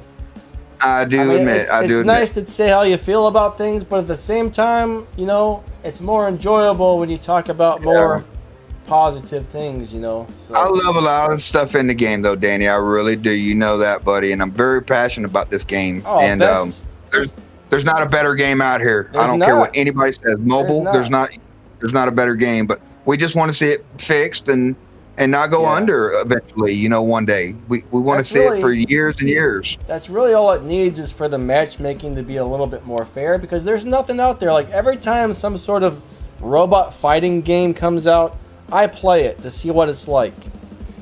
I say, is there finally going to be something out there that can beat War Robots? And every time the answer is no. This game sucks compared to War Robots. There's nothing out there. I mean, War Robots feels like a full-blown like PC or a console game. I mean, it's the real deal. This is a real deal game. I mean, there's nothing out there that can touch it on mobile. Right. And honestly, I'm starting to wonder, will there ever be? Probably not. I mean, some of these other games that are similar are kind of fun to play, but the physics aren't good. They're like, and they still ain't got it right. Yeah, they're like cartoony. They're just generic. They're like a really generic feeling game to me. They just don't have. They just don't have what it takes to keep my attention. I play one of those other games for 15, 20 minutes, and I'm bored to death. To where War Robots, if my thumbs weren't so messed up all the time, man, I could play this thing for hours. But like War Machine, put in, 50 games a day. You know what I'm saying? If that, that's what I say. I love the game. I love it. But yeah, I mean, this is definitely like just about the best thing out there. Like this and that CSR2 racing game. I mean, both of these have kept my attention for many years. I mean, I've been playing this game for almost probably 6 years now. And I've been playing CSR2 racing for about 4 years, and I mean, I'm not getting tired of either one. Love them to death. I would just love to see a slight tweak on matchmaking that kind of pairs players up more evenly with each other. And if they would do that, man, this game would be amazing. And like I know, like we were saying though, a lot of people seem to complain about the lag on this game, but if you have a good device, I'm telling you right now, you're not going to lag that much. You're still going to get some lag, but I mean, like my phone barely lags at all. If I have my PC set up right, I hardly lag at all. Like I noticed I had to change a few settings on my PC recently, and it fixed I always noticed it lags way more on my PC than it does when I play on my phone, but I noticed I was actually maxing out my processor. So I got rid of all the background processes and junk like that were going on the computer. I turned off all the junk that doesn't need to be running while I'm gaming. Yeah. And it stopped doing that. And now it's like, it's hardly lagging at all on my PC either. So, you know, if your device is being maxed out, you know, if your processor is running max bore all the time, it's going to have a hard time keeping up with, you know, higher end games like this. Right. Well, listen, Danny, I used to always blame Pixonic for dropping me in late, right, in the matches. Yeah. You know, I'm shooting at a bot, and then he's not even there. He's over there, you know what I mean? And my hit damage ain't counting and all. Well, ever since I got this OnePlus 7, I got home Wi-Fi. That eliminated all that. It drops me in the matches on time. I'm getting 110% of my hit damage. I get maybe in one game, 2 little spots in the game when you're running or shooting, you can see a little 1 second spike or lag. You know what I'm saying? Yeah. I'll get that. Other than that, I don't see the lag in the in-game stuff like that no more. I mean, now the biggest thing for me is just the matchmaking. I get the occasional match or two where the lag's so bad I can't even play, but that's like 1 out of every 100 games or something type of thing. Yeah. I mean, I'm sure some of the lag may be still on the Pixonic's end, but a lot of it's your device. You might even if you have a great device, you might even be seeing somebody else who on the other team who's lagging because they're playing on a really terrible device. Maybe you're seeing them lagging. It might not even be you, or it might not even be Pixonic. So those are some things to think about when it comes to lagging. Yeah. I'm telling you, you get a good device, you're hardly going to have any lag at all. I mean, I get a little bit, sure, but it's usually not that bad. What's my favorite looking weapon? Best looking weapon? I don't know. I never really thought too much about it. Some weapons look really good on some robots, some look good on others. I used to think the Orkans were sexy back in the day. You know what I mean? The yellow Orkans, you know? Yeah. Well, I used to think it was really, really good. I'll tell you what I loved was Nucleon and Quarkers. Not Nucleon, Atomizer and Quarker on the Ares. I don't know why, but on the Ares with that black and red paint job or whatever, it looks so good together. It's amazing. Now Falcon with like Dragon Calamity and 2 of those Zeuses on its back looks amazing. If you have that black and red paint job for the Falcon, but I don't know. Some weapons look way better on certain robots than others. Adrian Chong said, "Be right back." All right. The Warrior Typhon with the special edition flamethrowers looks sick. Yes, those new flamethrowers, those special edition ones do look really good. But I don't know. I love when you can get your weapons to kind of match the robot's paint job. Like, I'll tell you though, the special edition Havocs that came out, I'm a little bit upset with those because they don't look like they did in the picture. And they don't really look good on any robot's paint job. They're really cool, but they need to put different colors on those things. Yeah. Yeah, they got too much of a grayish green kind of look to them. Or, you know what I mean? Like that army kind of colors going on. Something. Them plain colors like that. That army plain color kind of, Yep. Special edition Avengers. Yeah, those actually look really cool. The Yandy Avengers. I think I have 2 of those. I don't know if I sold mine or not because I had a bunch of Avengers. You know, if I have like more than 4 of a heavy weapon, I usually start selling some off because generally I don't need more than 4. Yeah. Yeah. I do believe. Yeah. On any weapon, guys, 4 weapons, 5 at the most. That's really all you need on like Scourges, Spark, Calamity, 4 Scourge, 4 Sparks, 4 Calamity. If you got more than that, try to, sell them really because you're not going to need more than 4 or 5 weapons of any type. Well, I don't know. I mean, unless you want to run a hangar full of different stuff, you know what I mean? Like, since I do YouTube videos, it's nice to be able to have like 3 or 4 robots with Scourge type weapons or 3 or 4 robots with like Sonic type weapons just for a video, but in general, Adrian says the same thing as well. You know, don't build too many of the same type of weapons. Like, a lot of us are going to go out and just fill our hangar completely with the newest, the latest, greatest weapon. And then when it gets nerfed, you're like, oh, crap, my entire hangar just got nerfed. So right. it's kind of nice it's nice to find some of the older weapons that you really like. The ones that you know have already been nerfed. And you're like, man, I really like the way these weapons work. They're doing great damage. They're less likely to get nerfed again. I mean, it could happen, but some of the older weapons that don't get used very much, if you can find some of those that you like, that's awesome, because they're actually more likely to get buffed than nerfed if not many people are using them. Yeah, them Punishers and stuff like Punisher T's and out, you know, if you Mark II them out, they're pretty good. I've seen Adrian Chong's videos where he's went out with leeches with 4 of them and just wreck people and stuff. I mean, from like 500 meters, just their life just went down like nothing. So they're easy, they're cheap. The time cook on them ain't 42 years. 42 years. Azar said, I've gotten 3 dread shells this special edition pass. Buddy, you thank God that Tattoo Josh, congratulations. Thank God Tattoo Josh ain't in here right now and seeing you say that. Because he's won like 4 or 5 pilots, but no shell yet.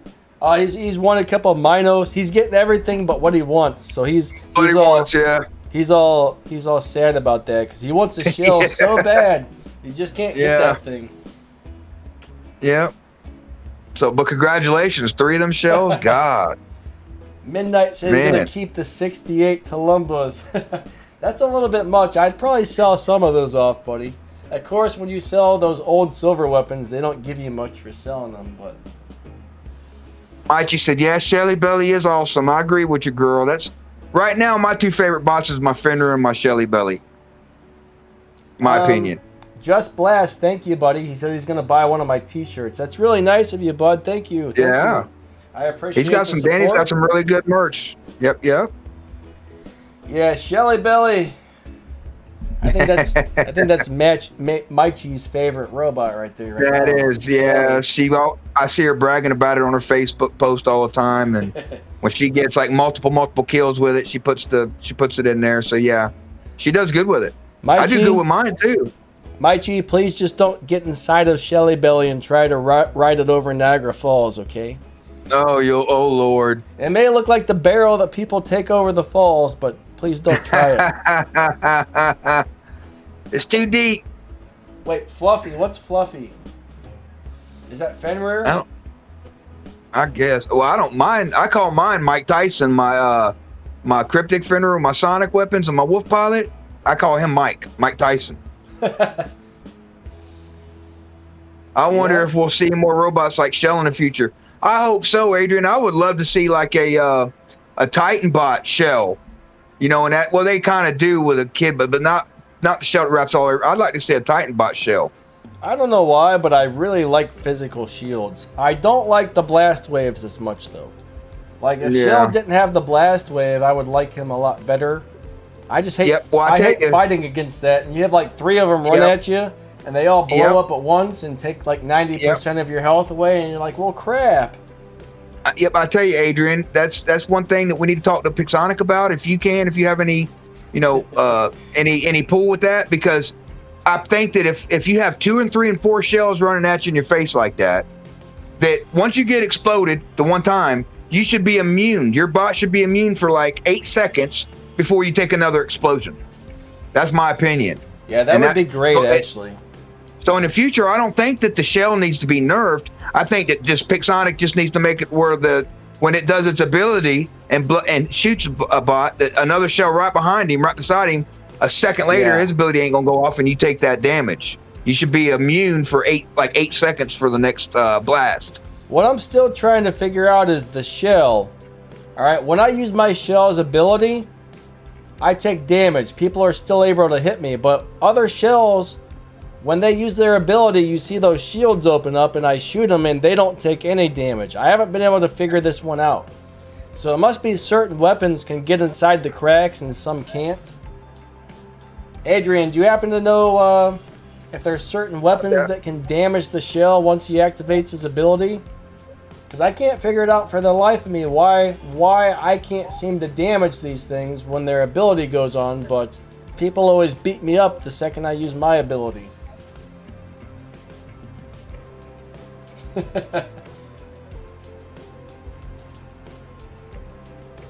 He said the other day he shot one down with a Zeus and took him down to half health.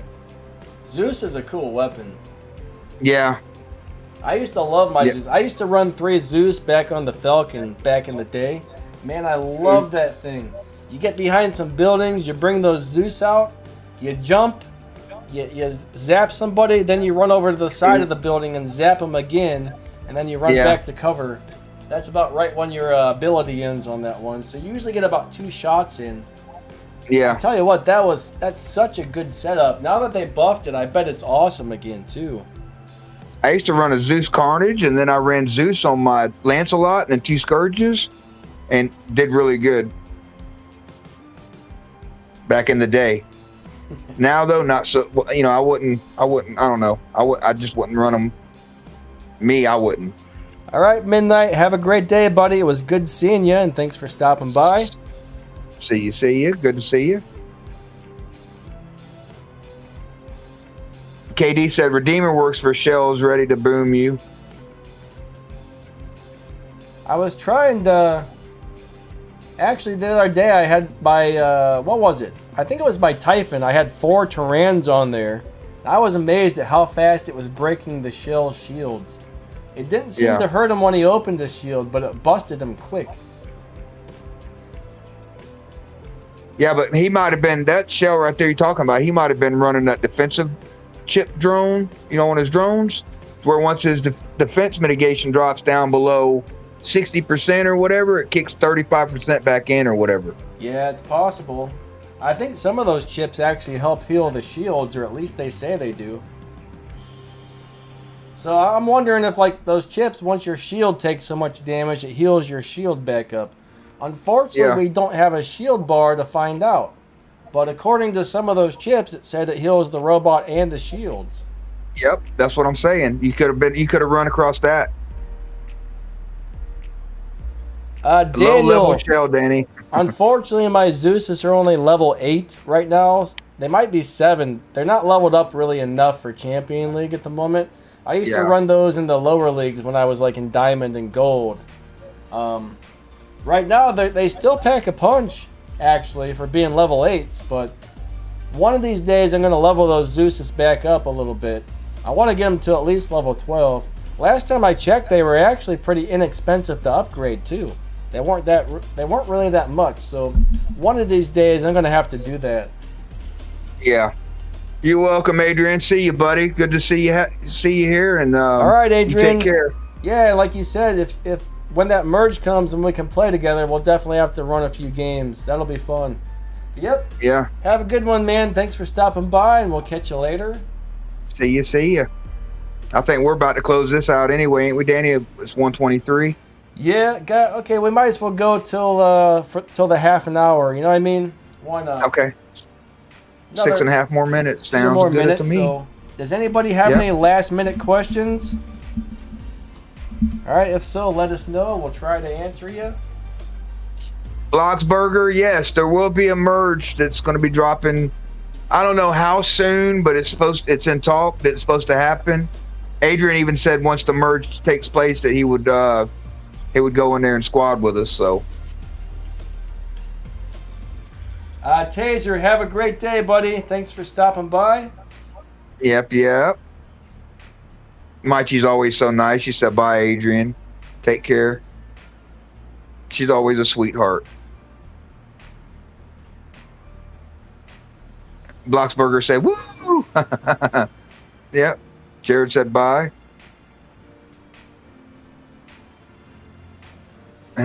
Don Jose said, "Wasn't the merge supposed to happen last Christmas?"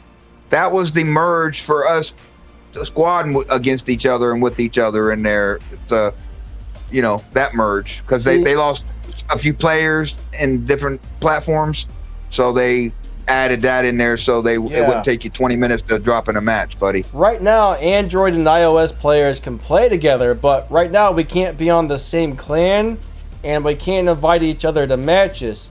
And after this merger, I think both of those things are going to change. So I don't think the clans are just going to be Android and iOS anymore. They're going to be mixed with Android and iOS players. So that's going to be pretty cool. Yep. What do you think of the Plan B YouTube series? Honestly, I don't really get into like lore type of stuff. I mean, it's not my thing. I mean, I think it's cool what they're doing. They put the videos together really well, but it's not something that I'm personally interested in watching, that type of thing. Right. And I already told you my opinion on that, Danny. That's all great and everything, but that's not, by them doing a 1,500 weapon giveaway and them promoting it, that's not helping any of the YouTubers out, because they could have took that 1,500 weapons and divided it within 5 YouTubers and gave y'all some more content, you know, with that. So, but yeah, giveaways are always cool. But yeah, what more? If you guys didn't see it, over on their Discord channel, they're giving away 1,500 of one of the new flame rocket weapons. I can't remember if it was the medium, heavy, or light, but they're doing that over. It would have been cool. I would have loved to have given some of those away. Oh yeah. But maybe, I don't know. You know, I got. I mean, Hornets, they still might distribute y'all some. You know what I mean? Quite possible. You know, maybe they may have that in place. You know, maybe on next month's giveaway, some of us will get to do those. Not really sure.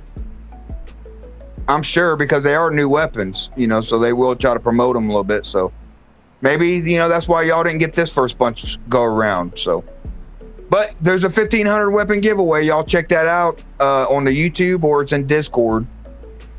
So y'all do that. What, Danny? There's a giveaway on Discord. Nad said it's on YouTube. If you go into YouTube, it's Pixonic's YouTube video they dropped this morning. Yeah, they got an official War Robots Discord server over there, so it's actually really cool. I really like their Discord server. If you're on the whole Discord thing, lots of good news and everything there. Yeah. All right, guys, we got time for maybe like one more good question. So if anybody's got a last question, we'll take one more.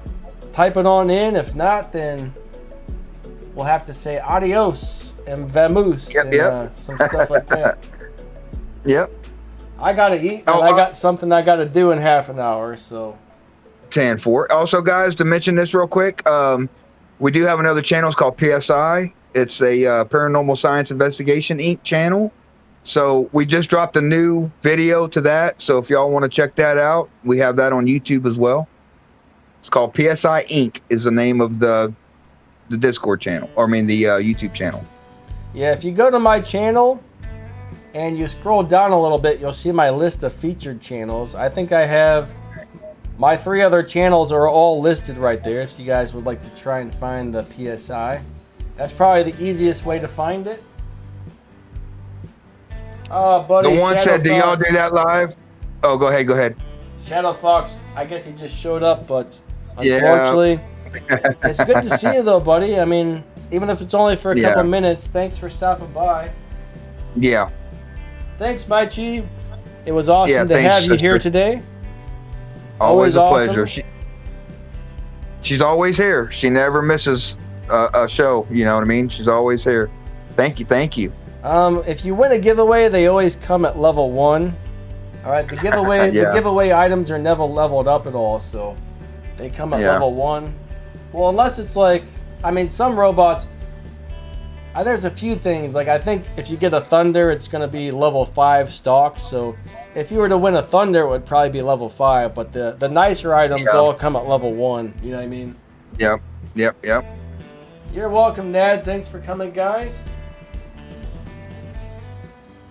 So I don't see any questions up there, so yeah. I guess we're going to wrap it up, guys. Thank you all so much for coming out here. Moderators, thanks for coming out to make sure everything runs smooth. And, you know, it's awesome that you guys spend your time with us. Thank you so much for hanging out with us on our streams. It's always a lot of fun. I mean, you guys are a huge part of this channel as well. So thank you all so much. We really appreciate you. War Machine, thanks for being on the channel. These are always a good Welcome, time. buddy. Yes, sir. I'll be back tomorrow with a gameplay stream, and then Saturday I'll be back with a gameplay stream as well, if you guys want to check those out.